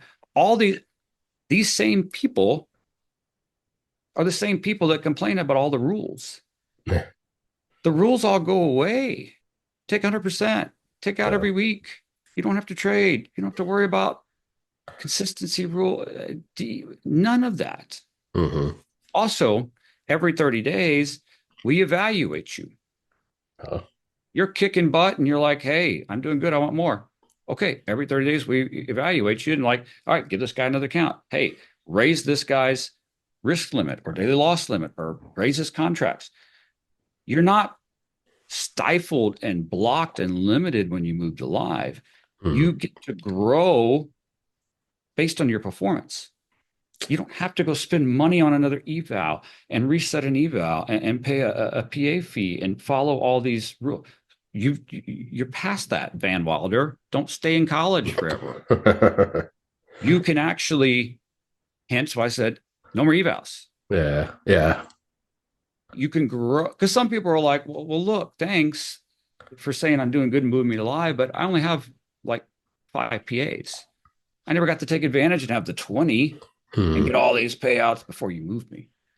Okay, well, I get where you're coming from, but you've proven and shown that you can do it, and we want to move you over. And I'm sorry, but we're not able to say, oh well, get another 15 and take all these payouts from us out of demo money, and then we'll move you. Yeah. It just doesn't work that way. We can move you over, and just based on your performance, we can raise you up every month. It doesn't cost you anything. It doesn't cost you fees or it's a very positive thing to be moved over to live. You got a lot more flexibility. Now people are like, well, what if during those 30 days I don't qualify for live? What then? Am I just out? No, we'll look at that on a case by case basis and say, hey, this didn't quite meet this. We need you to work a little more on your risk management. We'll open back up some more accounts to you, but we need you to do this right. We need you to have Mhm. good risk management. We need you to not blow through that. We need you to show us that it's being done right. Or people say, well, what happens if I go into live and then in a few weeks I blow that? Am I just gone from Apex? No, you can come back in and start back over. We'll open up evals for you again. Mhm. Again, might be a limit there, not, okay, I blew that. Now I'm going to go back in with 20 and go correct. Let's start with 4 or 5. Let's do Mhm. it right, build it slow, work on whatever it was that caused you to lose the live account. Was it risk management? Was it a whatever? Let's work on that. Give you another shot to do that. Start with a few, fix that issue. Once you're into PA and you've got it and you're past the safety net and the trailing, let's move you back into live, get you going again. Let's fix the issue. Okay. Hmm. So again, this got turned into something that spread around and became something it never was to some of Yeah. these people. To others, it was like this heartfelt, oh my God, I've arrived. Thank you Hmm. so much for believing in me. I'm not going to jump to conclusions or accuse or whatever. It was just, I don't want to say shocking, but the difference of the reactions was Hmm. very, very, very telling, I felt. Okay. Nice. So, And yeah, I think you hit it. It's almost reminiscent for me to hear you say that. Like, yeah, when I first started, I mean, I started years and years ago, so I feel like an old person in this industry at this point, the prop firm industry. But yeah, that was the goal. Like, pass and get to live. Like, and you're right. I would have been one of those people almost in tears. Like, yeah, yeah, like that was the goal. yeah. But anyways. And, and we can go on for hours here, but that is a big part of the new program is that ultimate path to live. And it's Mhm. not just us, it's got to be um, an ultimate goal for all these companies. Um, for one, yes, just I mean, be real, guys. A sustainable business model. We've been saying this for years. People act like Mhm. this is something new, and people accuse us all the time. You see it. They never move anybody to live. I assure you, we do.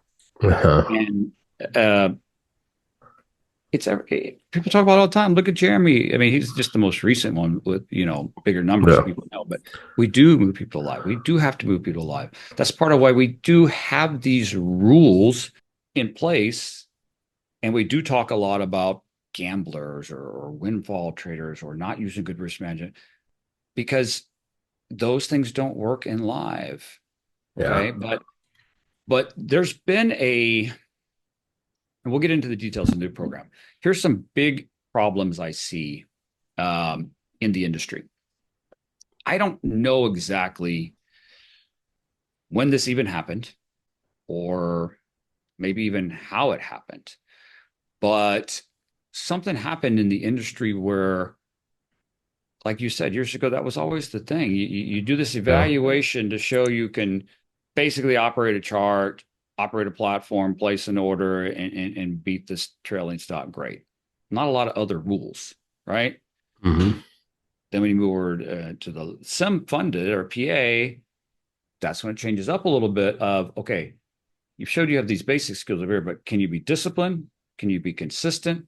And can you handle the mental side of, well, it's not real money now, but it's money you can get now, Yeah.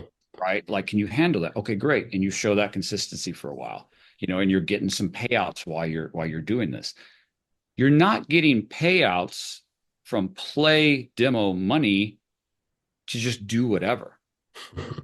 The reward there, the payout is you're doing things right. You're doing things according to the program. You're doing things according to the rules and guidelines, working your way to actual real live money. We'll both split. But in the meantime, while you're showing you can do that and do it right, we're letting you get, some of these payouts along the way. Hmm.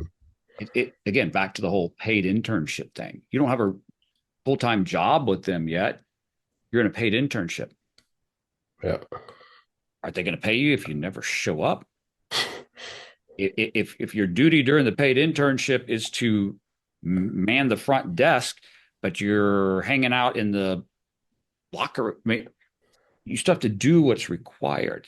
Yeah. This isn't there's this entitlement mentality that's happened Hmm. of I paid the $34 in your 80% off sell. You owe me. I can do Yeah. whatever I want. I Yeah. can trade however I want, and I'm due this money because I put in effort. No, I'm sorry. It's for following certain things.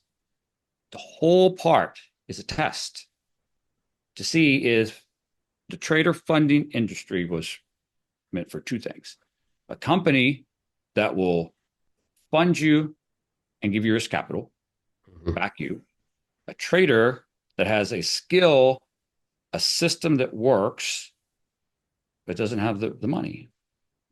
This trader wants to come in and tell this company, hey, you're offering funding and risk capital based on XXX guidelines. I think I can follow those. Let me prove it to you. Yep. Okay. I proved it. Now let me prove it a little longer, MPA. And as long as I'm following your guidelines and doing it, I can take these little payouts. Then we move over here. Right. Mm-hmm. Somehow this industry totally got away from that. And it's this whole push for staying in demo accounts forever. And it's not focused enough on trying to be a real trader, trying to think long term, trying to think longer term success. How do I, as a trader, set myself up for long term success? How do I get an account and I build it up and I build a safety net and a buffer and protection and room and start with smaller size of contracts, not risking everything and blowing it up. Start with smaller size contracts, just like I do in my own live account, Mm-hmm. build it up a little bit, then add contracts and build and compound, develop good skills for long-term partnerships. It's changed from no one wants to go to live. Everyone, you've heard about this. There's groups teaching people how to purposely blow accounts and stay under the radar so you never get moved to live. Yeah. It's out of control. And Uh, this whole thing of you soak this one company as long as you can for these play money video game payouts and they're about to cut you off, then you go to the next company, do anything you can to not go live. When did that happen? Like yeah. that's not what this industry was about. And that's Yeah. not what it needs to be about. And it's not going to be allowed to. And with this new program, Apex is going to be Apex. Here's what we do, here's what we offer. It's not for everyone. It may not work for you, and that's fine. But Mhm. we are who we are. We offer what we offer. And our rules are going to be so clear, simple, upfront, known. It's nothing's in question. So if you do come to Apex, you know what the rules are. Yeah. So come to follow them. But don't come here knowing what they are, agree to them, sign a contract, then do the complete opposite, and then have a problem. That Yeah. doesn't work. Like I used the example the other day. If I get in the car and I drive to Burger King and I go inside to the counter and say, "Can I have a Big Mac, please?" If I wanted a Big Mac, I should have gone to McDonald's. Yeah. But I can't go to Burger King, try to order a Big Mac, and then throw a hissy fit when they don't offer that. Yeah. That's that's childish. Um, but that's a big problem. The other big problem is this. Here's the biggest problem I see in this industry, Chris. Back in the day, trader funding was about partnerships. Like Mhm. it was a good, positive thing of we've got the funds, you've got the skill. Let's get together. Let's test this. Show us, hey, does this work? Great. Let's do this together and move forward. And we've got this great partnership and profit split, right? Mhm. And it was all about, hey, just here's here's our guidelines, here's our rules. Show us you can do it. And people wanted to do it. Yeah. They wanted to prove they could do these steps, these rules. This got to prove to great. You can't. Let's do it and let's go. It was great. It was a partnership. It was a healthy, strong partnership of both sides on the same path, the same desire, the same goal about trading and being a long-term trader, a career trader, doing it right. Now it's how can I get the quickest, fastest first payout? These people offer it in one day. These people 5 days. These people 8 days. Well, these people let me skip an eval. Well, these people what? And people talk about making these big crazy money. Doctors, lawyers. How many years did they spend in school Mhm. and end up after school with six-figure student loan debts, putting in all that time to learn, invest in themselves, to grow their career that they're going to make all this good money at? Your focus is 1 day, 5 day, 8 day. Like take a little longer. Like it's just become about payouts, about demo Yeah. payouts. Um, and that's just not what it's about. But the other problem is this: it's become a war, and that is the problem. Uh-oh. because exactly what we've talked about earlier. Yeah. Because these bad elements have come in, because these programs have been made so easy, these bad Mhm. elements come in trying to work and take advantage of the system. And then the company has to try to protect that and implement some rules. And then the company's not sure, wait, who's doing what? And they crack down on some of these bad apples. And then that gets Mhm. spread on stupid social media now and scares all these other people here who are all living in fear of, oh my God, should I work with this company? And I'm trade, or are they going to deny my pay? It becomes this battle. Like it's like the funding companies are against the traders, Yeah. and they're just trying to do everything they can. And they're going to try to find every rule they can. And they're going to try to screw you every way they can and deny your payout every can. That's not true. Well, shouldn't be true. It is. Mhm. There are some companies out there like that. Yes.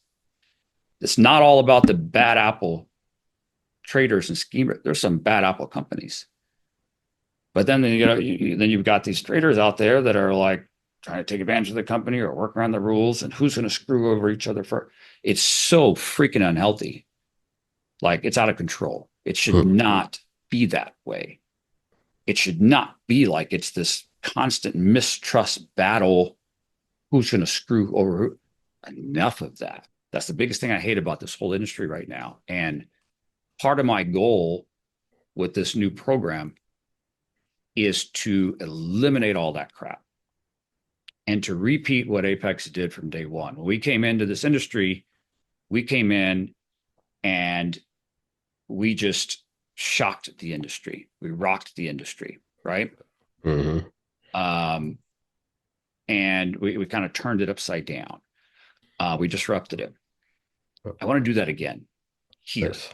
with this new program and disrupt that crap right there and get it back to what it should be and get it back to a partnership, a Mhm. trusting partner.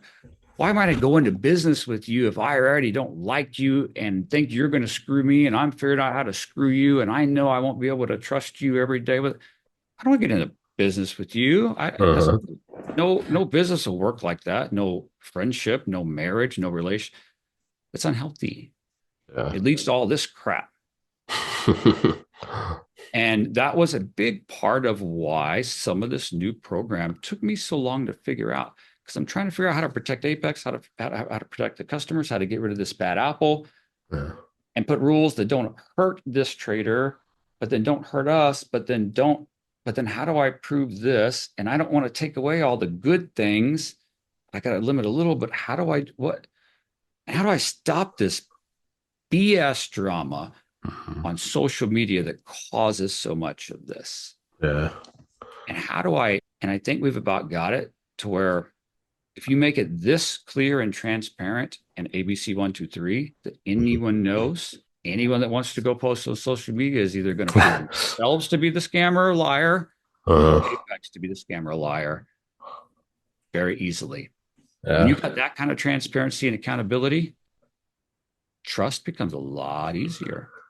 All right, everybody. Now, time to talk about Apex 3.0. We've talked about the past, the present. Let's talk about the future, which is the right on the horizon. So, we've got lots to go through, but I think first things I want to talk about is payouts.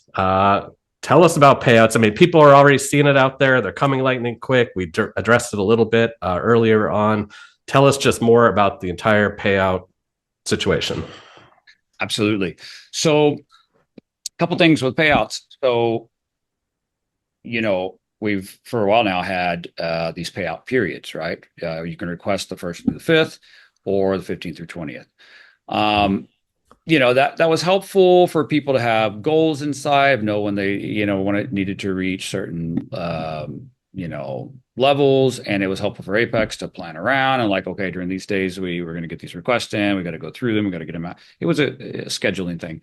As we grew and grew, more and more and more payout requests were coming in between this short period of time. Mm-hmm. And it would take longer and longer to get them done. And then we'd be pushing out towards like the end of the month. Or, there was all this drama for a little while about, because I was trying to get them out quick for a while there and like every day. And basically, they all come in and I'd had the team go through and like, okay, look over one. If that looks good to approve it. Approve it. Like, let's get approvals out. Let's get these people paid fast. Get to one. It's like, oh, this one, we got to look into this one. Don't stop and look into it. Move it over to review and move on. Like, let's get the ones paid. We can quick. Then we go back. So what happened was, it'd be the first through the fifth. So we'd be on the second and we'd already approved quite a few. And by the middle of the afternoon on second, people are complaining. Well, how come mine's not approved yet? This is BS. Why is this taking so long? And it's like, our schedule clearly says like you request the first through fifth. We'll look them over the 6th through the 12th. And we send them out on the 15th. You're complaining on the second. And it was this massive drama and social media and Discord and emails and submit tickets. Where's mine? Well, how come mine hasn't been looked at yet? Why isn't mine? What's going on? And we weren't even. I told the team don't respond to those tickets. You'll spend all day telling people the same thing and all day going to look at. Just work through the list. Yeah. So then I send tickets to Apex and they never respond. They don't ever respond to me. It's like, guys, we said do not ask. Like I made it clear, don't ask until the end of the period. Like this is our dates. This is our schedule, and you should have an answer and done by this date. If you hadn't heard by that date, let us know. But if we say, hey, by the 15th, if you hadn't heard, let us know. But you're messing me on the 2nd. Do you really want my team all day long on Discord, social media, Facebook groups, and help desk tickets telling you we're working on it, or do you want us working on it? Oh, okay, yeah, do that. I said, okay, then let us do our job. But all these come in, somebody's gonna be first, somebody's gonna be middle, somebody's gonna be last. Like we can't all do them, at the same time. And it didn't stop. It didn't stop. It kept getting worse and worse and worse. This isn't fair. And how come this and I said it. The videos are still on there. I said it. I put it in the room. I said, look, if this doesn't stop and all we're going to do is get a cute, we got them out early doing a favor. And now you're pissed off because it's not fair that some people got it quicker. I'm like, what do you want us to do? No. Like, if this keeps happening, fine. We'll go through and we'll just note all of them. We won't approve any. We won't deny any. We'll note, approve, deny. And then on the last day in our schedule, we'll go through and mark them. Approve, deny. And everybody can find out at the same time to keep it fair. So I do that for a period. Then what happens? Apex is a scam. They drug it out to the very last day to approve or deny us. You know why? Because they wanted us. I submitted on the 1st. They didn't mark it, approve, deny till the 14th. You know why? They purposely waited, hoping that I would keep trading all of those days and blow my account so they didn't have to hit approve.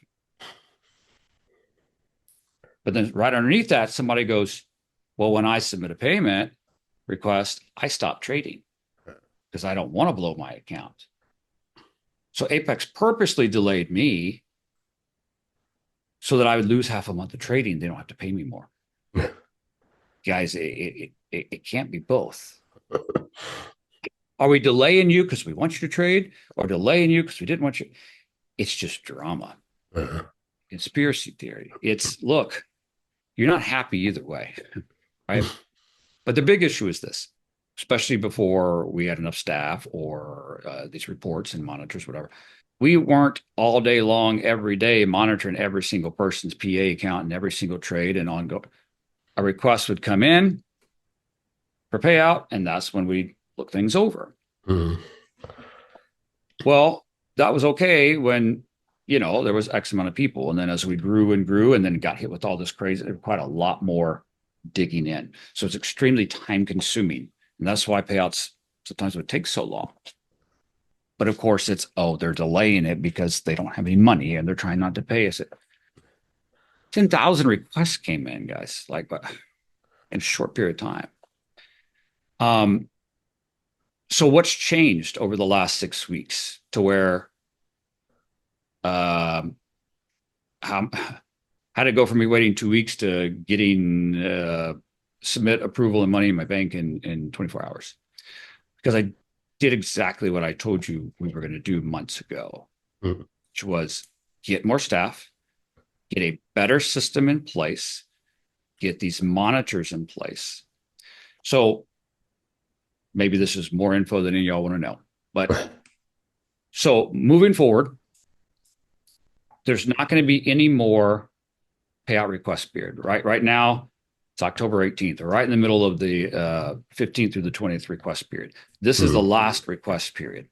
Okay. After this, no more. Starting on November 1st, the new program will open up as far as the pay side. Okay. Between now and November 1st, we got to implement a couple more systems and stuff and be ready for it. What that's going to be is right now, or in the, what it has been is you have to trade 10 trading days. And then you request 1st through 5th, 15th through 20th. 15th through 20th, first, go on. No more 10 trading days. You need 8 trading days. With 5 of those being at least $100 a day. Okay. That's it.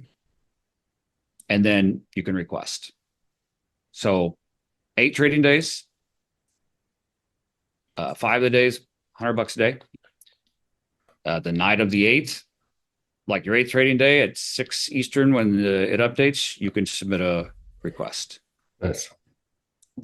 And what our goal is when requests come in, that they are approved within 48 hours. And then once approved, you have the money within 3 business days. Now, that's the goal. That will be the quoted timeframes. Cool. You've all seen recently that we're getting way ahead of some of that. Yeah.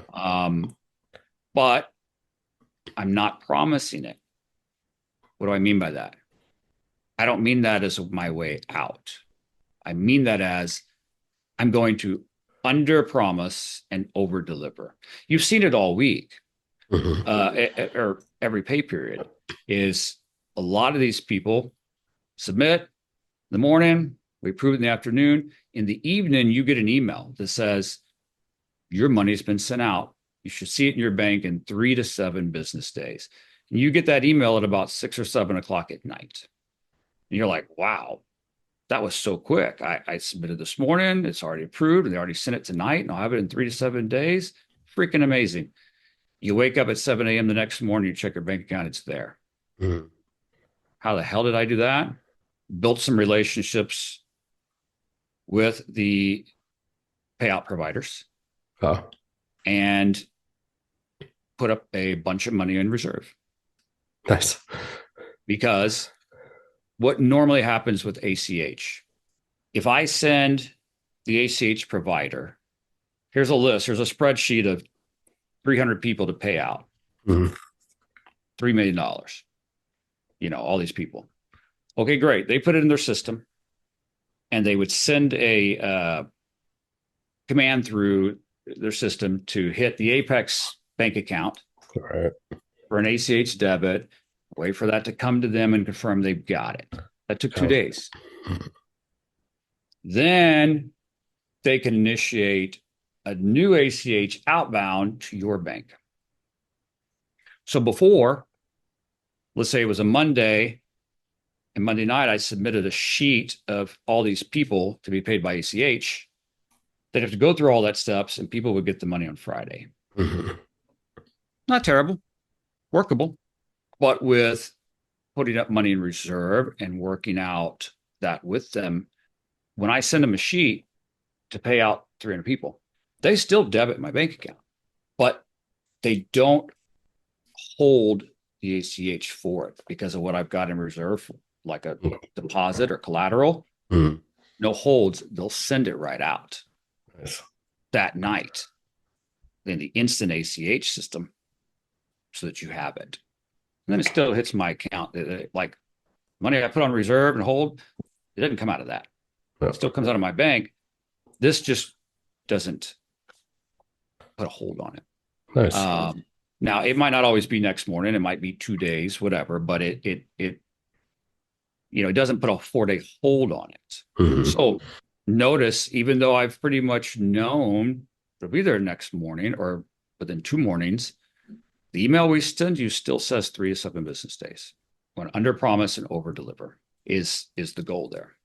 So that's one of the ways that we've made it so much quicker on these payouts. Okay. The other Okay. thing is this, where I was going with this was, so 8 days, right? Mhm. 8 days to request. And we'll talk about some of the rules in a minute. But what I've done is, we've got all these systems and reports in place. We've got much more staff and separated into 2 teams. Okay. It's like our payout department is basically 2 teams now. Hmm. Yeah, all this may bore you. So every day we're going to have reports that are handed to us that let us know potential people off course, Okay. whether it's scheme, scam, work in the system, risk management, whatever. Mhm. So instead of us waiting until payouts come in and having to go through each one manually, take time, we get a list every day of, instead of you having to go through all 10,000 of these that come in, Mhm. here's your list every day of like a couple hundred people that might need to check up. Great. Okay. So there's a team that's checking those out, like that can look at potential issues day to day, Mhm. get on top of them quicker, mark them. Oh, no, they're good. Not good. We need to do something. Hey, reach out to the customer and ask them now ahead of time before they've submitted a request. Instead of you submit it in 3 days, we get to it and realize, let me ask them a question, email them. And that takes 3 days and that delay, right? Mhm. So we got automation and reports and scans that are checking for any issues. Nice. Basically, this one team, I'm calling it the day 6 team. Okay. What does that mean, day 6? Well, under the new program, when you complete your 8th day, you can request. Right. We got the daily stuff that comes out for red flags, but then there's a day 16. What the day 16 does is they get a special report every day who today is on their 6th trading day since their last payout or since the beginning of their PA. That has at least X amount of balance and their a profit in their PA. Meaning the people we're looking at today on their day 6 have traded 6 days, have enough profit balance where they might be eligible in 2 days to submit a withdrawal request. Wow. So we're going to go through them now. Anyone on that list that might have a red flag for these certain couple things, and they look good to go, basically put a check mark in our comment section. So that way in 2 days, when they can request, and that request comes into this team number 2, the approval team, it comes in and that approval team has basically 4 things on their checklist of, has this person traded 8 days? Yes. Does this person have the minimum balance needed to make a withdrawal request? Check. After their withdrawal, will they still be above the required balances? Yes, check. And does the comment thing show them good to go? Yes. Okay. And I guess number 5, just a quick overview of, okay, I don't see anything crazy. Oh, Mhm. and do they have a day over 30%? Okay. Consistency rule. Now, they might have been marked good to go on day 6, Mhm. but on day 7 or 8, could they have had a big spike of 50%? Right. Yeah. So that approval team has 5 things. So they pull it up, check, check, check, approve. Check, check, check, approve. Check, check, check, approve. That's how they're going so quick now. Because we're separating out those 2 things, getting Mhm. ahead of it early. Because also on day 6, let's say there's a problem. Yeah. Question. Day 6 team can reach out to that trader going, hey, we have a question about this trade. Or, hey, what's all this about? Oh, well, it was blah, blah, blah. Well, can you send us help? Okay. Now you're cleared and we got it all worked out. before day 8, Mm-hmm. and you're good to go. Make sense? Yep. That speeds everything up. That keeps the whole process very, very clean. Yes.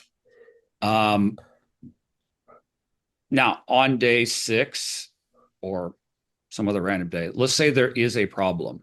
Mm-hmm. All right, this guy, this guy broke a rule. Uh, Reach out, give a warning. Hey, just letting you know, this popped up and alerted us. It only happened the one time. We're just giving you a warning. Please take care of it so we can be good to go. mm-hmm. Okay, cool. Or they see, okay, this is a multiple offense thing, or there's already been a warning here. All right, let's go ahead and do a probation here. What does probation mean? Well, you guys saw it a few weeks ago. Uh, Instead of us just having a probation that we put people on and tell them and we got to monitor for, the system now, if they see, the system sees that somebody's marked on this withdrawal probation, Mm-hmm. you just don't get access to the request page for 10 days.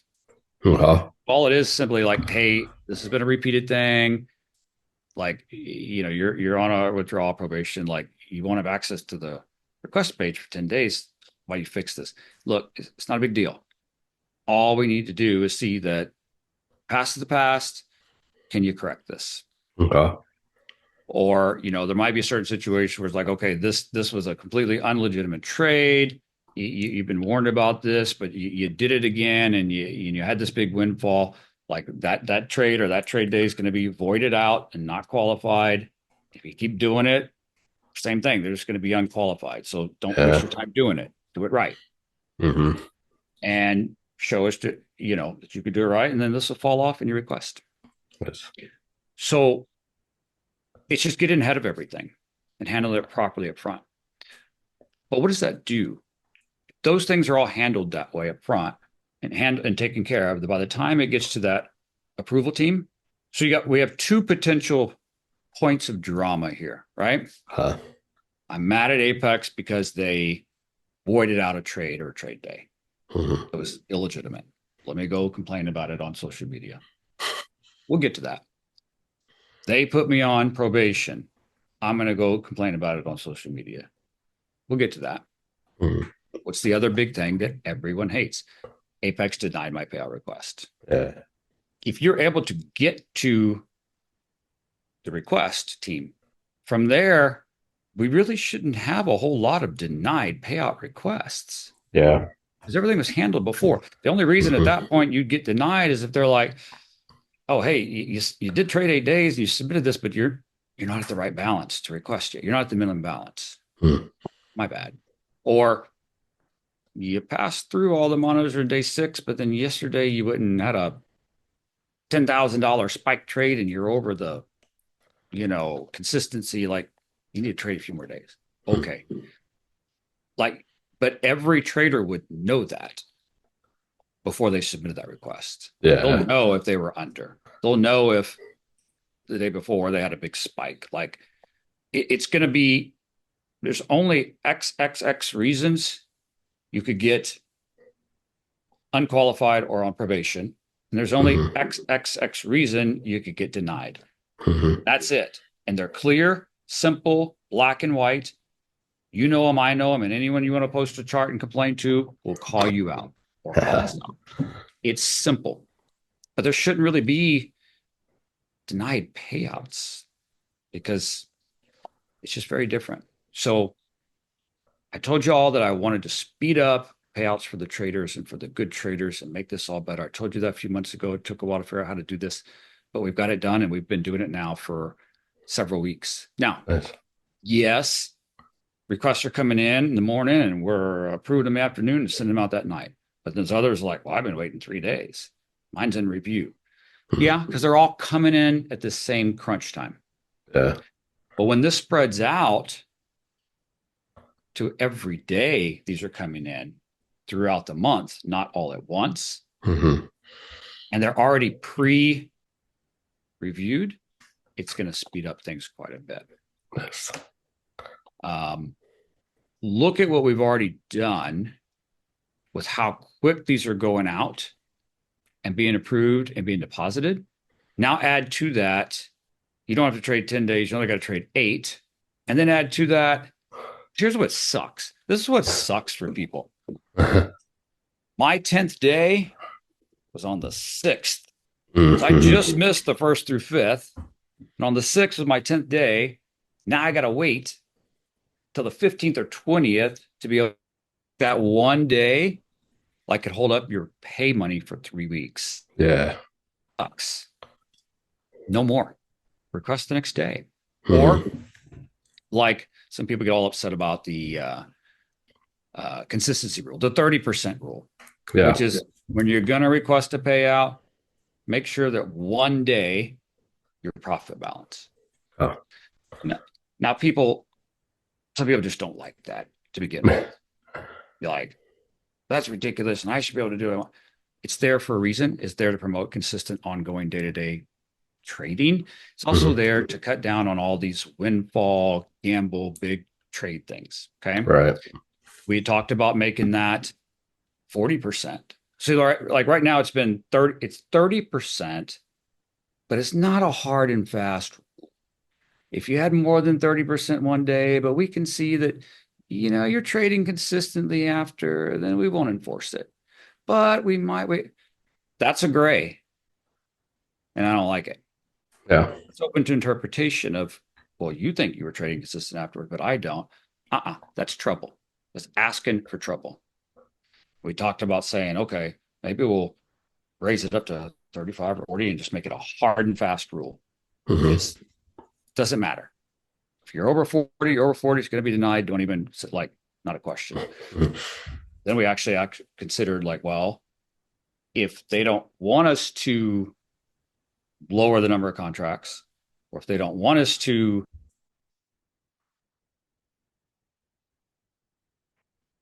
there's some companies doing 20% now or 25% hard and fast. Where I landed on that is it's staying at 30 where it was, a hard and fast rule.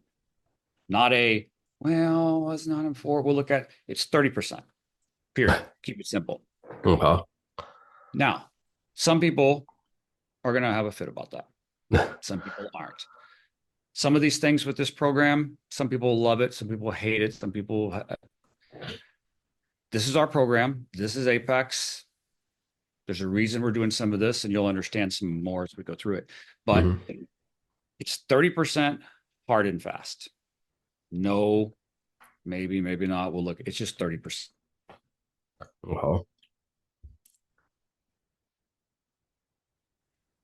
When we had 1st through 5th, 15th through 20th. Yeah.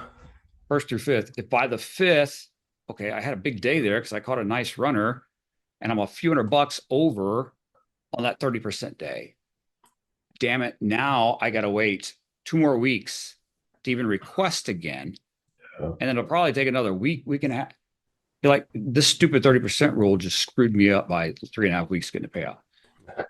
Now that's not the case. You can request, you don't have to wait. You can request after your 8th day. If you're a little over on the 30%, trade a couple of days, get those few $100 and just submit the request. It's not near as big of a deal to have to get your account balance up a little more for that one day is not 30%, because it's not screwing you by weeks. It's just a couple of days. Yeah. Okay. And it keeps that rule in place for helping to ward off some of those, scam scheme, windfalls, erratic trading, gambling, and it forces ongoing, consistent, day-to-day disciplined trading, which is what we want and what traders need to do. Flipping, word on the street, no flipping rule anymore. Yeah. So a couple things. So yeah, no longer 10 days, only 8 days. Yep. There's no more flipping rule. Flipping rule's gone. If you have 8 days and at least 5 of them are $100 profit, I don't care what you did the other days. Okay. Why are you saying $100 profit those days? Just to keep consistent trading, handle that flip issue, and also Some of that did have some bigger days, and then the next payout, I'm just going to press buttons for the next 8 days, and that lump sum. Keep trading. That's it. Mhm. We're not saying all these days at $250 into 8 trading days, at least five of them $100 up. Why didn't we do more? Well, some of these people are micro traders, Right. Yeah. and I'm not trying to alienate them and make it so hard for them. But Hmm. so no more payout periods. Um, the 8 days total, Hmm. $100. Can't have a day over 30%. Huh. Safety net is going to be required to be left in the account moving forward. Okay. Some Okay. people don't have a problem with that. Some people will have a problem with that. Hmm. But safety net meaning you're trailing. So if you have a $50,000 account, you know that you got to get it up to 52.6 for your trail to stop moving. Your trail will be at 50,100. Hmm. Okay. Safety net has to stay in the account. You can withdraw over the 52.6. Okay. Why are we doing safety net? Well, it's really not hard to understand. I mean, we've gone through that whole list of the differences of Apex to everyone else. We didn't have safety net before. We didn't have the crazy scaling and the caps and the 20 accounts and all that. But also, we've talked about this in the past. It would shock you maybe, um, how after a payout period, how many accounts are blown the next day? Mm. Because people get to 52.6, they take out 2 grand, they Yeah. have $500 left, and they blow their account. Yeah. Also, that's been a big part of some of the scam schemes, working the system, whatever, is Mhm. just getting that to that bare minimum real quick and taking that one withdrawal and killing the account and getting the other one. This does look, we had to make a choice, right? Yeah. Something I've got to crack down a little bit on. Okay, you can't have 20 accounts, you can only have 10. You can't do all these contracts, you can only do a few. And you got to have safety net, and we're going to do crazy scaling, and we're going to do this, and no more one day to pass, and no more that. I didn't want to do all that. I Yeah. didn't want, and we're not going to do any more discounts. We're going to raise the price. I didn't want to do all that. Right. I had to do something. I didn't want to do all of it, but everything we are trying to put into the new program is about, okay, what can we do here that does help protect Apex, protect the traders, protect against the bad element, but help set up traders for the long term to do it right. Oh. And one of the biggest problems is risk management and building an account, compounding an account, building Mhm. a cushion to where you're setting yourself up to have room in the account and be able to not just take that one withdrawal and kill it and have to start over and buy new evals and pay resets and but to keep taking continual payouts from these accounts. Mhm. Also, you know, if the safety net and pretty much every company out there has a safety net. This is not some crazy shocker. Yeah, that's true. Exactly. Everyone has it, and they have it there for a reason. Which again is another big reason some of them to get hit with this. But for example, the 50K account. If the 52.6 is your safety net, you can only withdraw above the 52.6. So you've Mhm. got that $2,500 of cushion in there Yep. that you worked for as a trader, that you built up. So let's talk for a minute here. You got $2,500 there. Are you going to go in on the next trade and just open the trade up and let it go $2,500 against you and you don't care? Just blow the whole thing? Because that's what you were doing before. Mhm. Buy a new eval and had $2,500 or a new PA and had $2,500.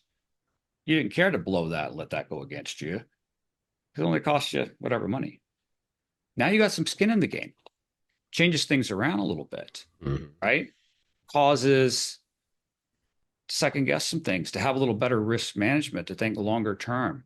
It really changes the whole scenario here of getting rid of a lot of these problems, but actually setting up the trader for good habits and long term. Scaling. Yes. Some people know what scaling is. So, most companies that have scaling, that means when you start in a PA account, what the most popular company scaling is your day one trading in the PA, you can only do 2 contracts from like when you're starting at 0. And then once you make 1,500 of profit, I think it goes up to 3 contracts like the next day. And then once you get to 2,000, I think it goes to 4. Maybe, yeah, it's something like that. 2,500, then you could do 5. Like the max you can do is 5 in their 50K account. So what is that there for? What does that accomplish for some of these other companies with that type of scaling? Well, I've showed you pictures of screenshots, right? Of somebody day one in a PA account. And the equity curve looks like this. Boom. Because they went in with all their contracts, max, windfall, gaming it, just trying to have big days. And if they blew it, oh, well, I'll just get another one. Oh, well, I'll just get another. Boom. Oh, had a big day. Made a bunch of money this first day, got past that trailing threshold. Now I'm just going to barely trade. And that creates some bad habits. It creates contracted consistency issues, all kind of stuff. So scaling on that level of just starting with 2, the first $1,500, you don't have that ability to go in and max windfall, max gamble, max just go crazy. You have to actually kind of trade to get there. Then you get a little higher, and then they give you another one. You get a little higher, and they give you another one. Right? Yep. Imagine how much of the drama that cuts out when it comes to scam schemes, working the system, taking advantage of the system, gambling, windfall. That cuts out a lot of problems. Yeah. That we did face there. Now, I personally think it's a little too much. I don't want to be that. And by the way, like I said, once you work through all those levels, like on a 50K with them, you get 5 contracts. We give you 10 to start. Yep. Like we offer double the contracts. That's part of the issue. So there will be call it the Apex scaling plan, which is very simple. Very simple. Half contracts until you reach your safety net. So you got a 50K account, you can do 10 contracts, right? You can only do 5 contracts. Until you get to that 52.6. That way you're taking it a little slower, a little less contracts, a little less likely to go overboard, over risk, over leverage, blow your account, get to that safety net. That safety net gets you past the trailing stop. It gets you to the point of now you can build balance for payout request. Now you built yourself a cushion there. Now you can do full contracts of 10. Simple. Now, we don't program it in. We don't block you, because that's the other problem with some of these other companies is, okay, I start off with 2 till I make $1,500. Well, I made $1,500 in 2 hours. Now I can do 3. Nope. No. Wait till tonight. When it updates to show that, then their system will unlock that there the next day. Yeah. And then you got to wait in the next day. And then guess what happens when you finally make it through? You got $2,500 in the account, and you go pull out half of it. I'm going to take a $1,200 payout. Gotcha. Now you're back down at 1,200. Under the 1,500, you're back to 2 contracts. Yeah. And you got to start all over. We're not going to do that to you. Okay. Like when you get the PA account, the 10 is there and the 10 is available, but don't do it. Yeah. Only do 5 till you get to the trailing, threshold. Past that, get the safety net, then you do 10. Now look, I don't want no drama here. Don't be posting on Facebook. Don't be emailing me, and don't be help desk ticketing. Oh my God, I wasn't paying attention, and I was supposed to only do 5, and I did 6 because I did this. And are you going to deny me? Are you going to stop? Okay. You can keep track of your contracts. Okay. Yeah. We should be able to trust you. You have available to do 10, just only do 5. I got a 15-year-old that's in driving school and her permit about to be 16. Her car will go to 160. But I'm going to need to trust her, a 16-year-old teenager, to only do 55 or whatever the speed limit is. If I Mm-hmm. could trust my 16-year-old with that, I should be able to trust you with keep track of your contracts. Like it's one of the most Yeah. important things you should be doing. Like Mm-hmm. I got 10 available, I can only do 5. Mistakes happen. Oh my God, I accidentally did 6 or 7. Are you going to close my account and discard? No, if you realize you went over, just close it out. Close those 2 out. Yeah. Okay. Like it's not a big deal. All right. This is not a, oh, they're not locking it down because they hope we hit 6 and they're going to kill my, I don't give a crap about you went over 1. Okay. Or you forgot 1. Just close it out. Now, if I see every single day you haven't hit your threshold and you're doing 80, 90% all the time, all day, just to Mm-hmm. say, well, I never did 100%. Okay, you're working the system, you're not following the rules. Yeah. Like I don't have a crystal ball and I'm not a mind reader, so I can't make a judgment on your motives or your intent. You Mm-hmm. meant to do this. You did this on purpose. You did this intentionally. I technically can't say that I know that, but I'm sorry. I've looked at enough reports. I know when it's, oh, randomly, Chris pressed an extra button. He's like, oh, crap. I was entering lots of 2, and I did 2 or Mm-hmm. 6. Oh, crap. I don't care. Yeah.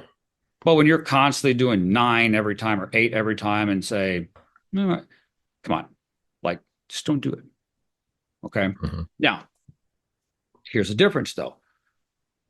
When you get to that 52.6, as an example, and your Mm-hmm. trailing threshold stops, Mm-hmm. right? It no longer follows you. You can do 10. Oh. Your balance comes under 52.6, you can still do 10. We're not going to do like they do. And oh, now you're up, now you're down. Mm-hmm. Get your trail to stop. Okay. Then you can do the 10. If you fall back under the 52.6, I don't care. Here's the problem. Oh, the trailing threshold sucks. It's following your trade. Yeah. And when your trade pulls back, people aren't locking it in and protecting their profit. And you know why it hits them so quick? Max contracts. Yeah. You wouldn't have near the problem if you're only doing half until you're past that and it stops. Then you're good. Does that make sense? Oh yeah. It's very, if anything, it's nice and simple and clear. Yeah. Just get past it. So, Yeah. yes, safety net required for the withdrawal side. Scaling, only do half contracts till you reach the threshold and your trailing stops, then you do full contracts. Nice. Okay. Those couple things there actually make a huge difference for us in the risk protection and combating a lot of this drama. Mm-hmm. I bet. And both of those things, I know there's some people who are going to say this is total BS and John's just making all this crap up.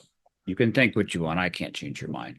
But both of those things actually can work in favor for the trader, setting them up for longer term success and for Mm-hmm. less chance of blowing that brand new PA so quick Yeah. because it max contracts with the trailing. These are set to actually work in your favor for long term setup. May not work in your favor for your quick. I want the quickest payout and work this. No, Mm-hmm. but it works the quickest for setting up the trader properly. Again, we had this whole list of Apex made a lot of things real easy, created some problems.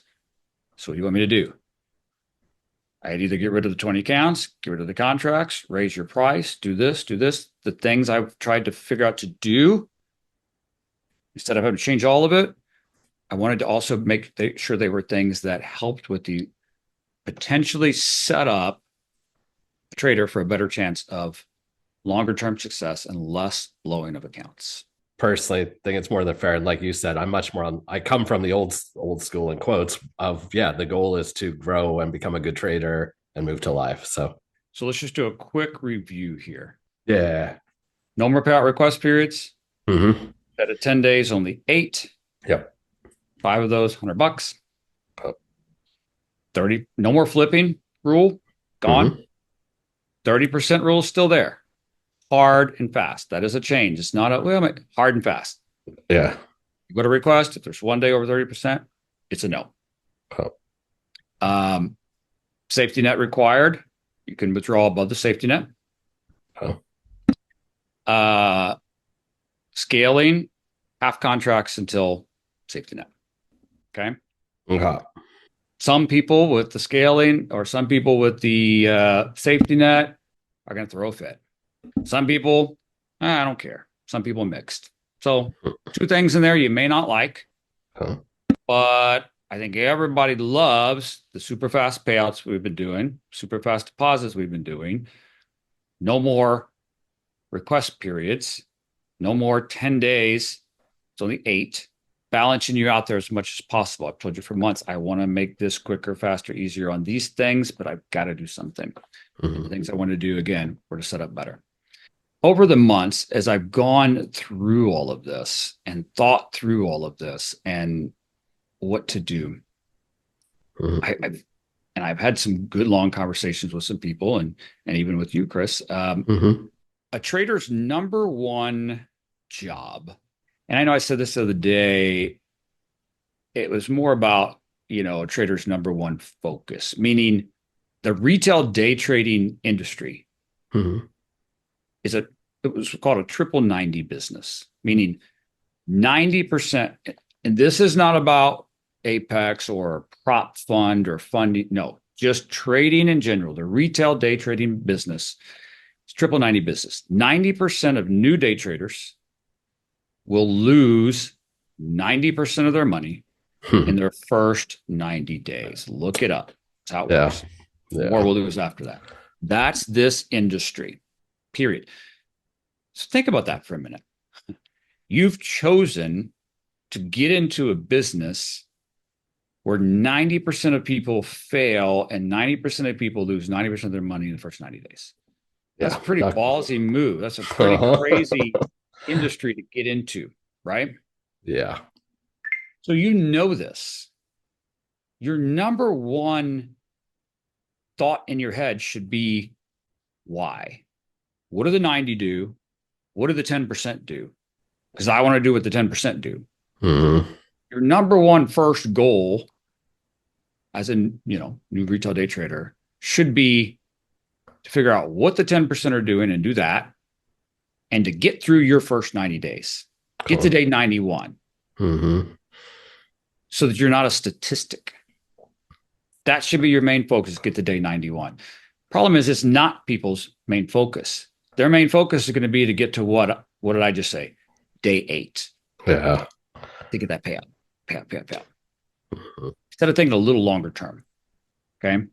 So that's what a trader's first main goal should be. What a trader's first main job is to manage risk. That's it. Don't believe a word I say, go online. Research it, Google it, look at the best top traders, look at it. Trading is about risk management. That's it. Are you managing risk? Are you taking good risk reward ratios? Do you have a good system? Are you protecting your profits? Are you not letting the whole market go? Okay.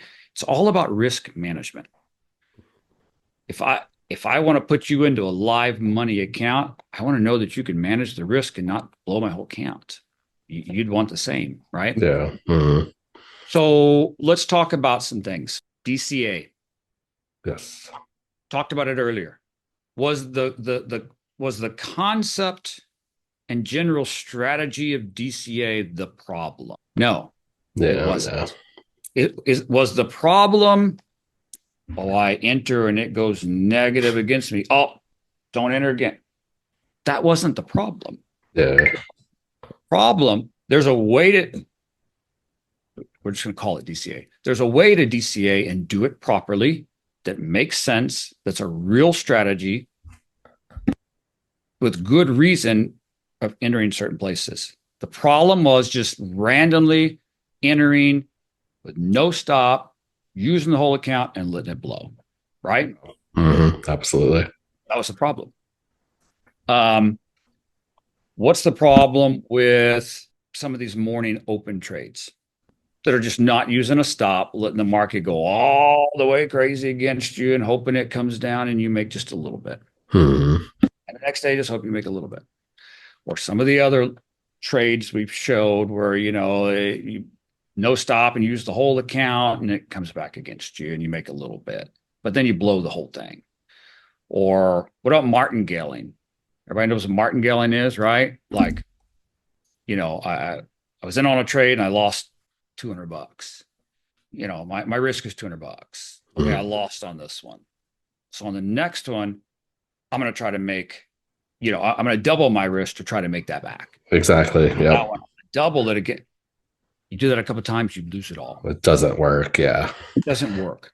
Um, what about news trading? Well, the biggest thing about news trading is don't go long in one account, short in the other account. Can't do that. Yeah. The other thing about news trading is somebody's chasing the market or that it's random luck. Also, the thing is you chase that news and it zips this way and zips that way. And some of these bracket trading, placing a limit order on one side and a limit on the other side. I have no idea which way it's going to go. I don't have a strategy or system. I'm just hoping it moves. So I'm going to throw one here and one here. It's not really trading, right? Not really a strategy or system. But the bad thing about it is half the time your breakouts are fake. And it gets you in that trade, and then it zips and kills that one, then gets this one, kills all over the place.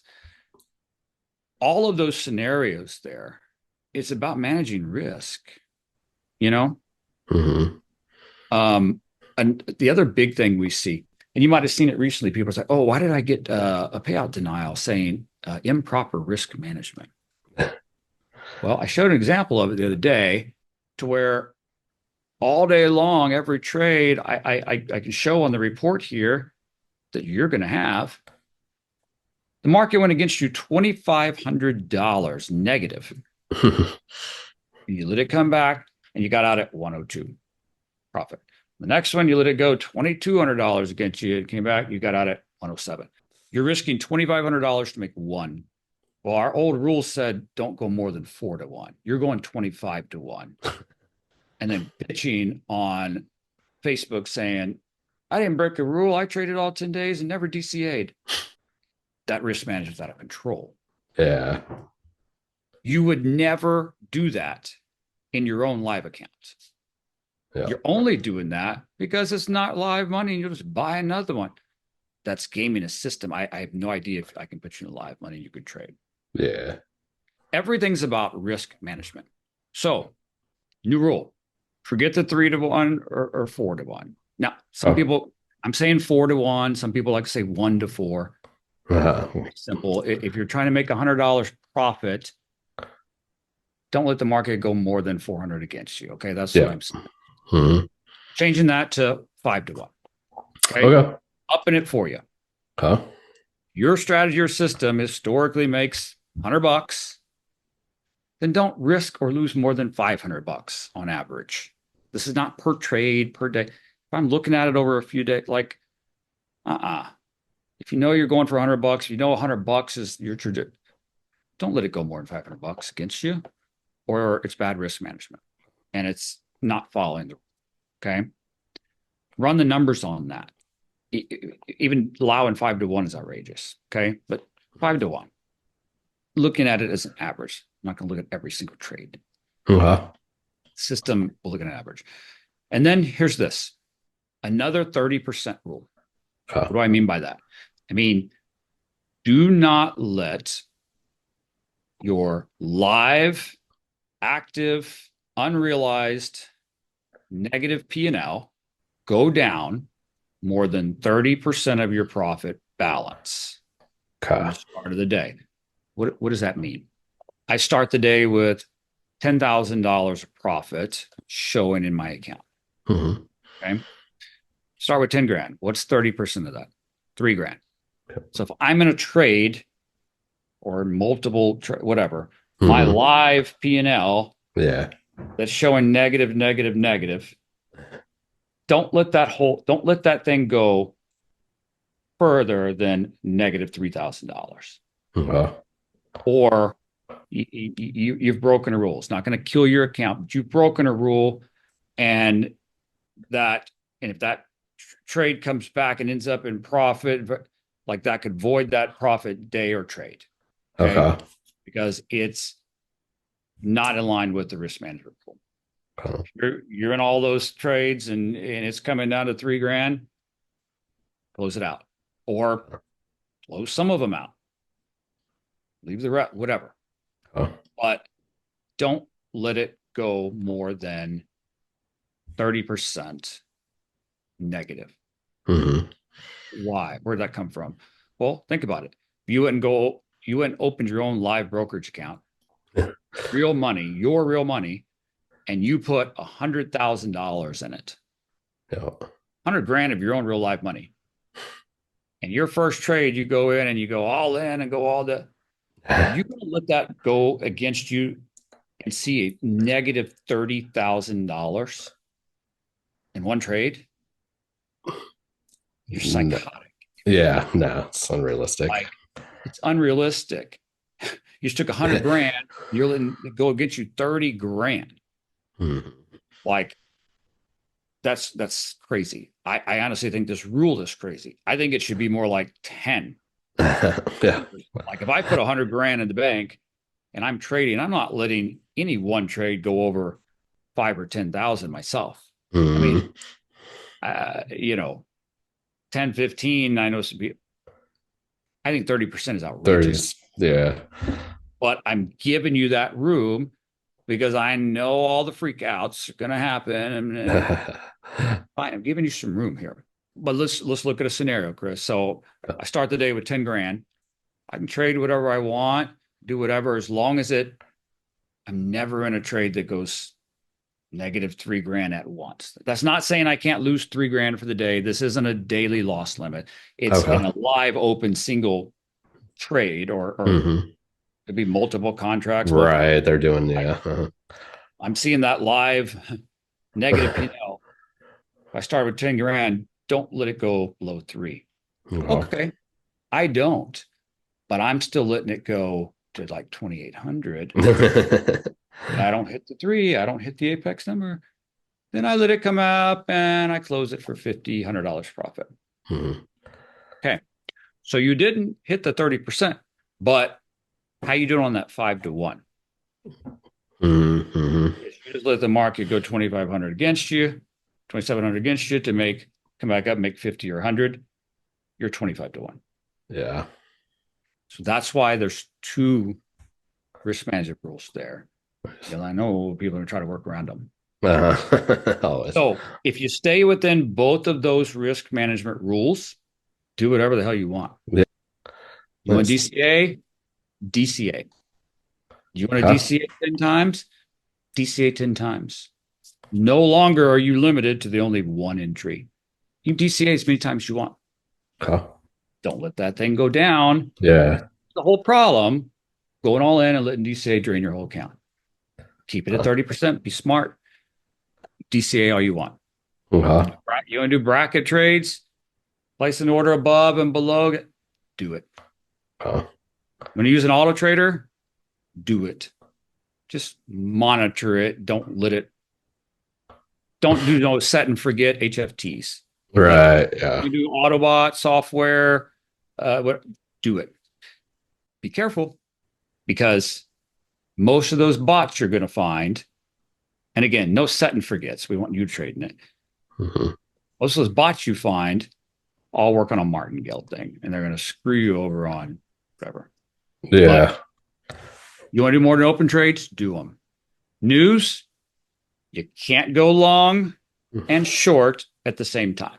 Right. Yeah. Other than that, I don't care about news. Okay. You want to trade news? You want to chase news? Chase it all you want. My point is, in the PA contract, there's still going to be the basic guidelines like don't manipulate the simulated system.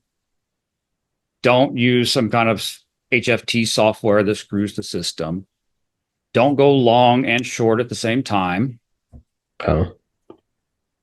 Don't let someone else trade your account for you, which means another person or one of those companies, right? Right. The basics of, come on, everyone knows this. Don't scam the system. Don't manipulate the system. Don't go long and short. Don't let someone else trade. follow the 5-to-1 risk management rule and the overall 30. That's it. There's no more rule. All right. All those pages of freaking rules are nice. now. Okay, there's one more rule. Okay. Sorry, which is the general rule of Apex is looking for traders that trade an actual system. An actual system has defined. You can't tell me you have a system if you don't have something defined. If you're trading a system, that means you have a system that you've back tested, right? Oh. And you know that, okay, I've back tested this forwards and backwards. If my rules of entry are when XXX happens, and I take all of those entries and I put a take profit, a target at X amount, but I never let the market go more than X amount and get, that's a system. Everyone knows, should know, okay, well, my system is profitable 75% of the time. If I follow these rules with this stop, this take profit, this would have a system. Without a system, you're just shooting in the dark. You have no idea what you're trading. You have no idea what your real win rate is. You have no idea what your risk should be. You have no idea where you messed up or how to improve.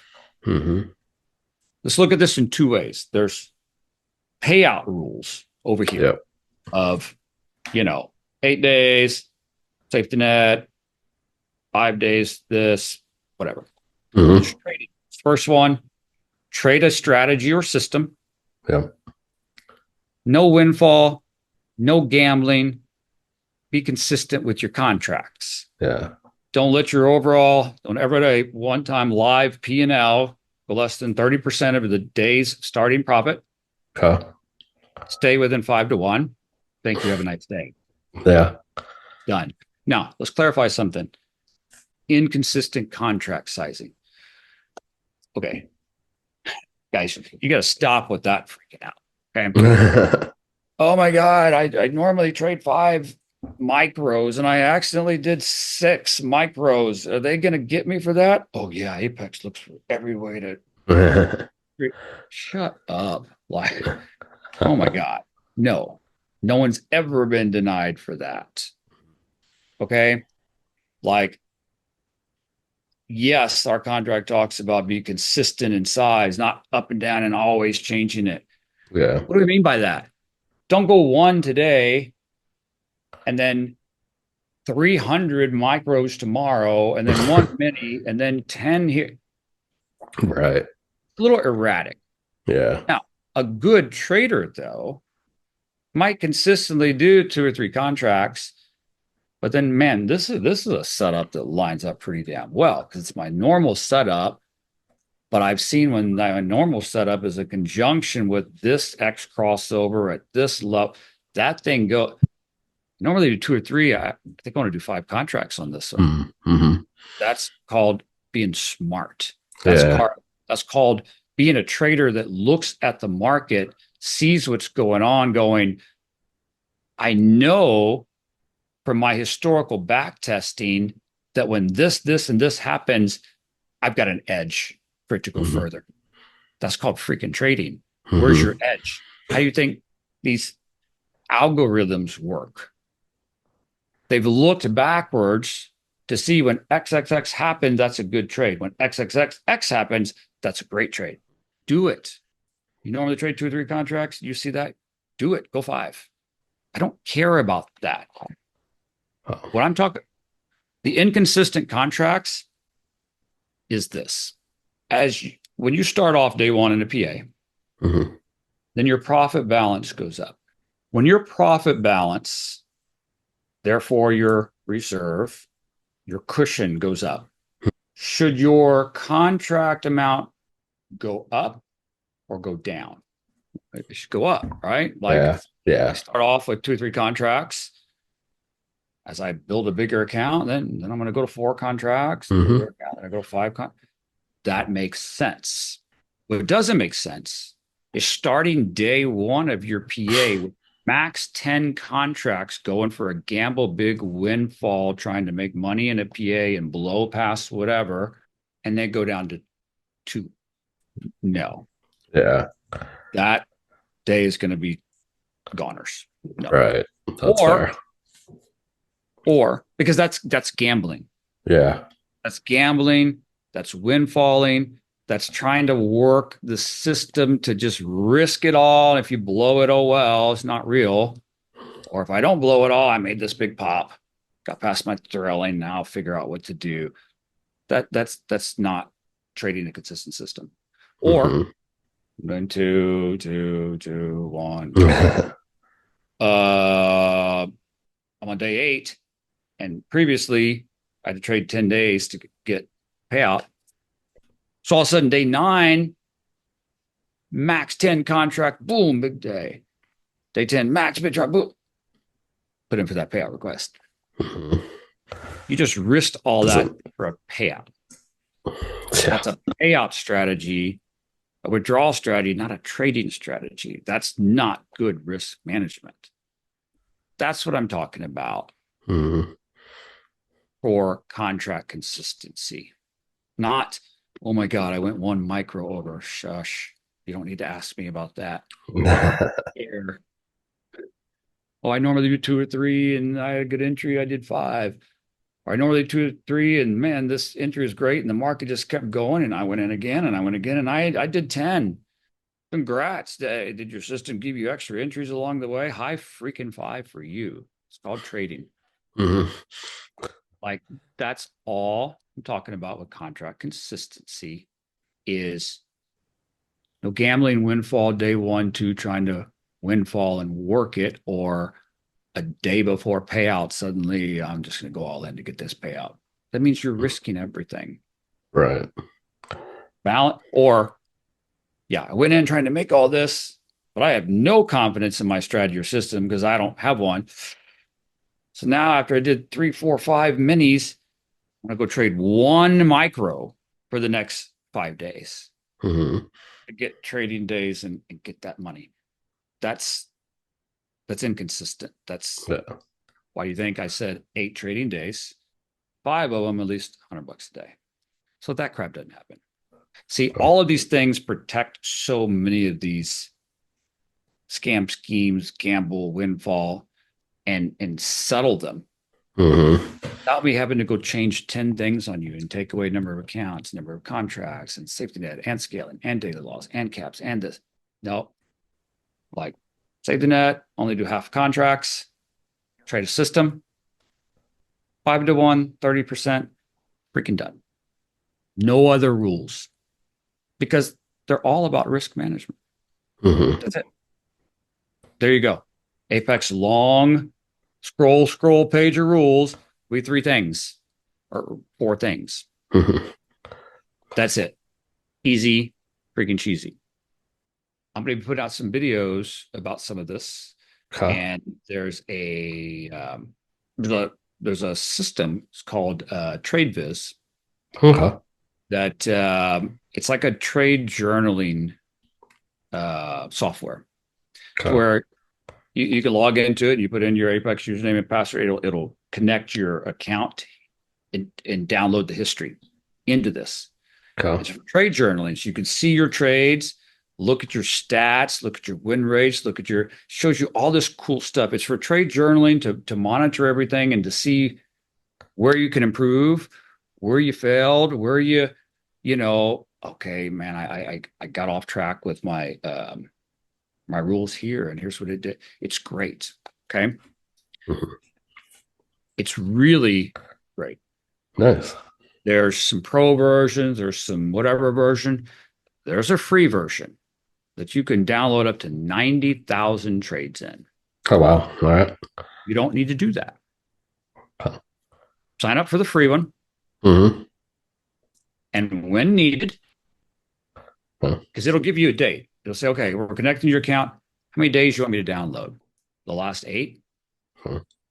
So in the last 8 days, what did you do? Hmm. Can I share a screen real quick, Chris? Yeah, go for it. It should be open. So just click what you need to click. When you pull in your trades to it, there's multiple things you can do. And one of the things is it will plot your trades on a chart. Okay. Oh, nice. Okay. Like it'll find your entries and exits and plot it on a chart just like this. Okay. So if I'm just looking at your Apex chart, or if you go and post your Apex equity curve chart on social media and complain, what do people see? Well, you sold right here, right? And you bought back right here. So not a big trade, but oh, had some profit that day. Nothing big, nothing crazy. Mm-hmm. Looked like a windfall. And then we see the next day of, oh, nice trade. What really happened behind the scenes? Yeah. There's a big. You sold right there. Yeah. You let the market go 75 points against you. No stop, no risk management, Mm-hmm. clearly breaking the existing current 4-to-1 risk management rule. Yeah. Clearly, you wonder why you got denied for improper risk management, and then you're bitching on Facebook right now saying, I didn't do that, I didn't DCA. You did this. Mm-hmm. Let it pull that far against you, let it come all the way down, and then right there for a small profit. Mm-hmm. This is part of the type of system we are using Nice. and that we can see. And we know, okay, like Yeah. we know Clear as no day. I one's mean, yeah. making no one's making crap up here. Mm-hmm. Let's say you get under the new rules, Mm-hmm. say you get put on probation, or you get fired and taken out, or Mm-hmm. denied, whatever. Median accuse Apex. Here's what you do: prove they're making crap up, prove it, and I'll fix it. But you prove it.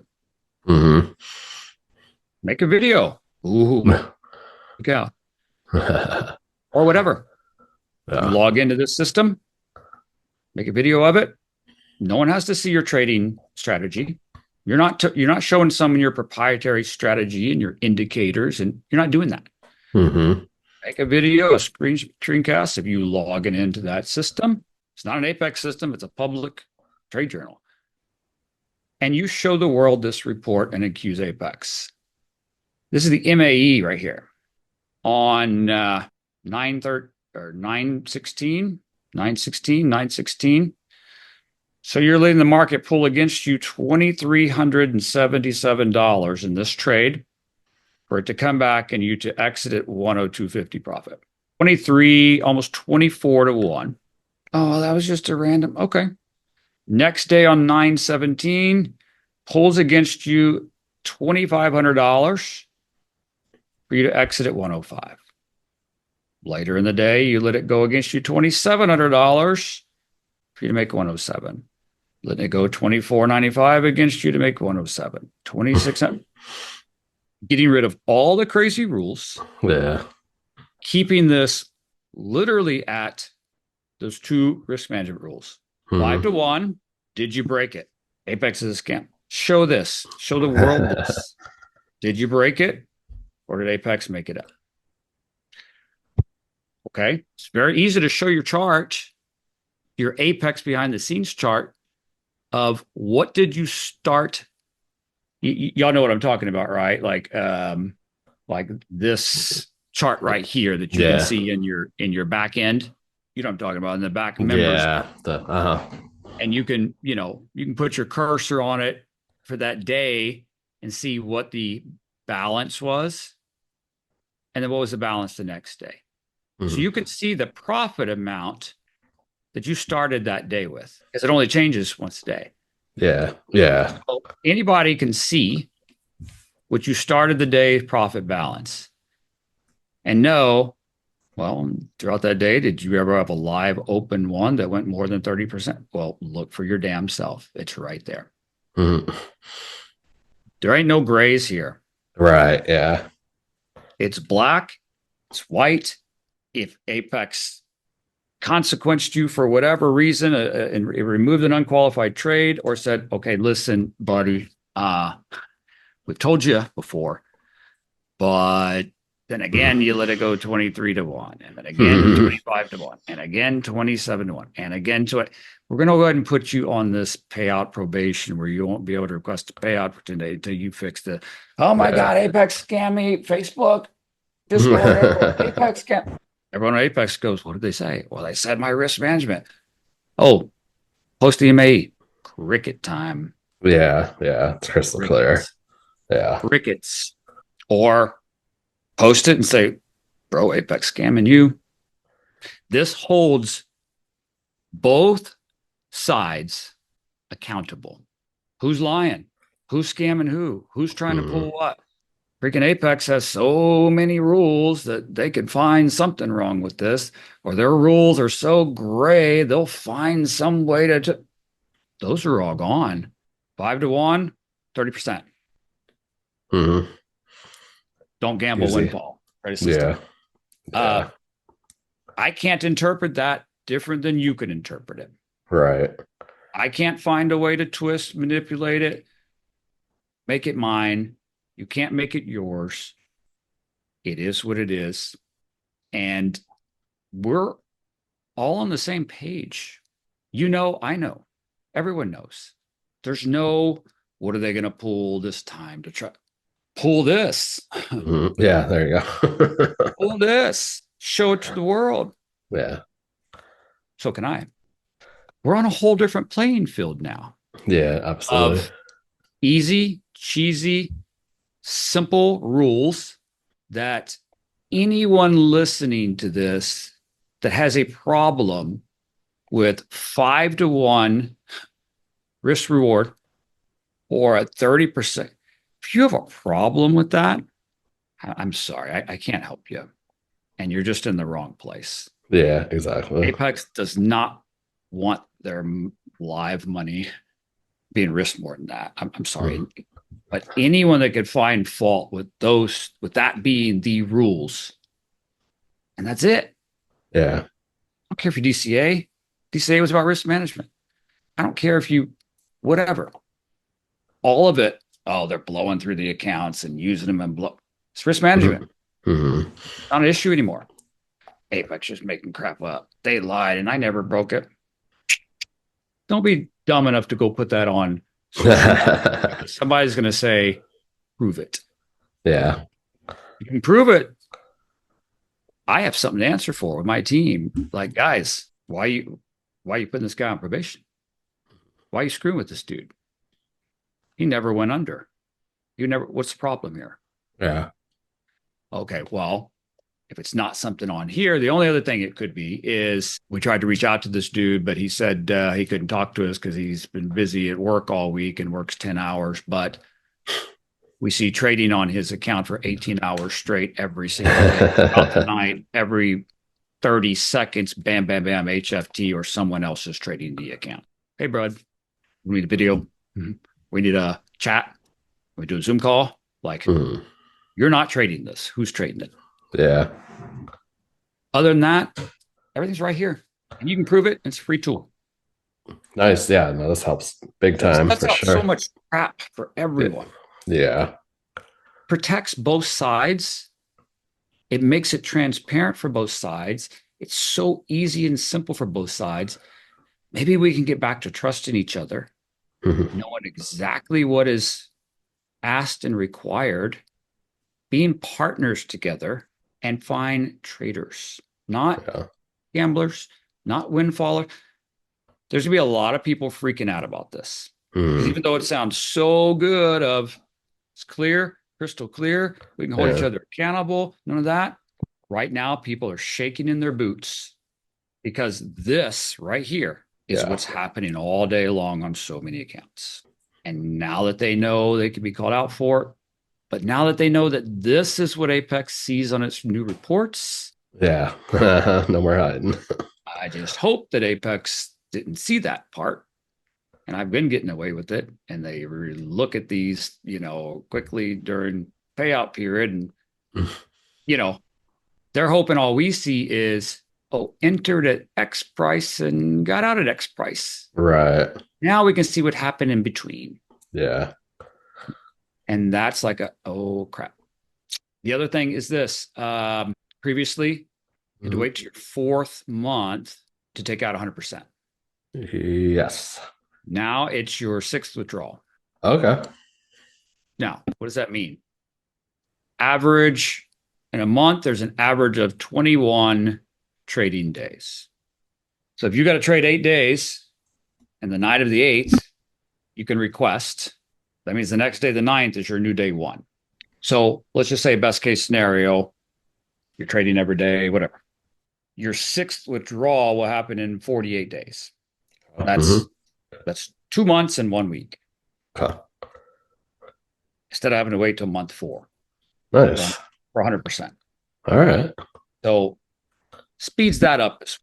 Yeah. Now, that was awesome. some people are going to say, wait a minute, I've been around, and in October, I did 1 withdrawal in August, I did 1 in September, and I did now 1 in October. I was planning to take 100% in a couple of weeks in November because my month 4. Right.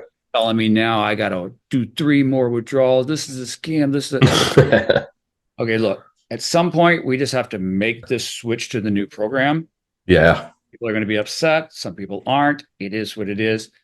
But no, if that's the situation, I'm not going to make you wait if you're right there. This isn't meant to screw someone. There's going to be, no matter when we switch this program, there's going to be some type of timing or scenario or, well, what about that? There's only so much I can do, but I'll do what I can. Something like that. No, we're in the period of the 15th through the 20th right now.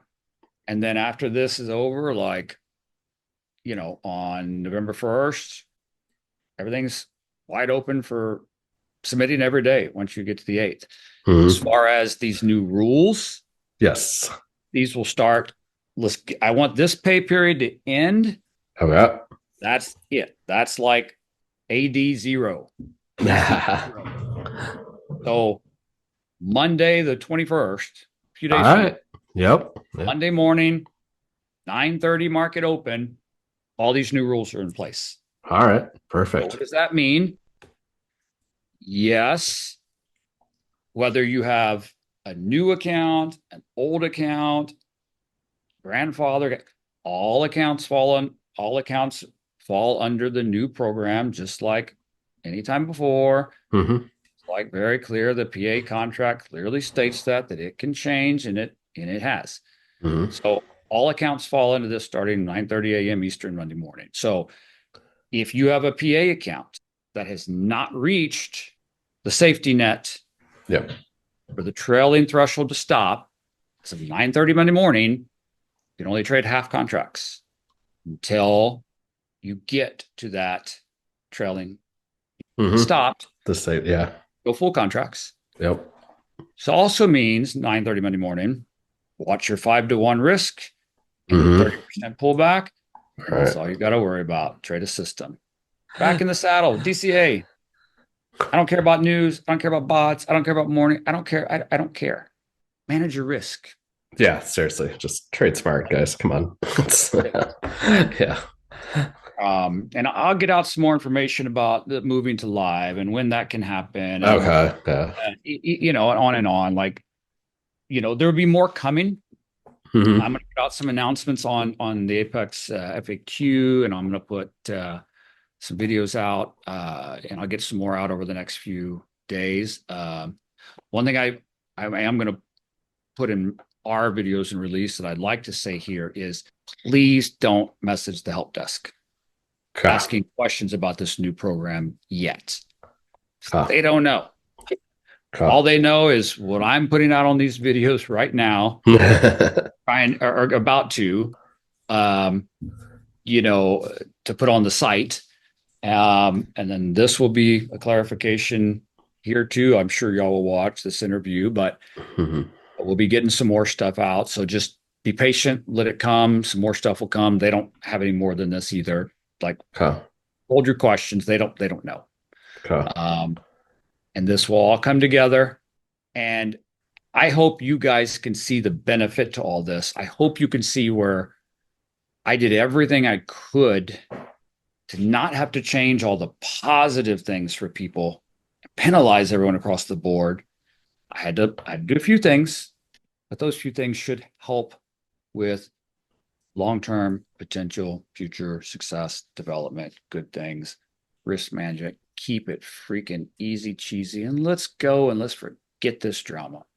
We can move forward together as partners. Personally, I've always been pro Apex, and I know behind the scenes, like you guys are working hard to make it better, and you got to wait for good things sometimes, and that's the wait's kind of over. Actually, it's happening right now, so it's going to be I personally think it's going to be fantastic. So it's going to be good. Bear with us over the next couple weeks. I've got to get the website updated, some forms updated, the FAQ. We're getting a couple other reports set up in the payout department and getting a few. There's a few little crackdowns we've got to do on a couple of groups out there working it to make this new plan work and work fast and keep getting these payouts done. Man, I don't know that I have any other questions. We've covered a lot. All right. Well, I'll just officially wrap up the interview. Say thanks everybody for watching. Probably going to make this into several sort of shorter videos, and timestamps below. I probably mentioned that, like I'll do an intro, but I want to thank you for watching. I definitely, if anything, I want you to go check out Apex Trader Funding 3.0. Worth your time. Always been my number one, remains my number one. That's all I've got to say. I can't say much more. They got to go check it out themselves and experience all the good stuff. Apex 3.0 phase 1, because there's more stuff coming over the next weeks and months. Some updated stuff on the website and relook, some possible different additional products and some test products to play with some things, a couple of new programs possibly, new platform availabilities. It's all going to be some good stuff coming out, trying to move forward. All right. Hey, even more to look forward to. This is you heard it here first. That's pretty exciting. I'm looking forward to finding out what's in the queue. I think that'll be good. Yeah, I can only do so much at once. Yeah. And get so much at once programmed.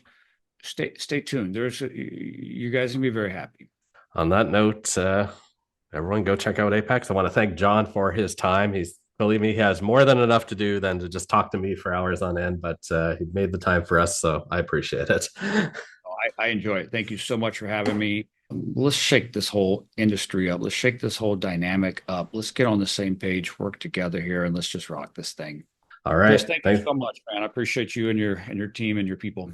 Absolutely. Thank you, John. And thank you all for watching the video. I'll see you over on Apex. Guys, what did I tell you? Wow. What a doozy of an interview. Like I said, I talked to John for over 4 hours. I tried to cut it down as much as I possibly could, but as you can tell by the length of the video, we had a lot to cover. I am excited. I've been with Apex since day one. I've always been Apex ride or die for solid reasons. Hopefully it's abundantly clear in this video as to some of those reasons why. Legitimately feel like it's the best funded futures trader evaluation company out there, guys. I mean, one thing that did not even come across in the video, I mean, John is going off basically zero sleep. The guy works 24/7. He really is truly passionate and dedicated to bringing you guys the best program they possibly can. So I encourage you to check out Apex Trader Funding. There's links down below. You can always visit apex.cft.ca. Use my promo code CFTPromo. You'll always get the best discount that's available out there. And I'm personally excited for what Apex has going forward and going into 2025 here. Guys, one thing we didn't focus on a lot, we touched on it, was regulations. Guys, regulations are going to rock this funded future space boat like you don't even know. And Apex is going to be one of the few ones left standing. So if you want to be with the winning team, be sure to check out Apex Trader Funding. Guys, I want to thank you so much for watching. If you got this far in the video, you're a serious CFT OG super fan. I appreciate you. I'm going to see you in the next video.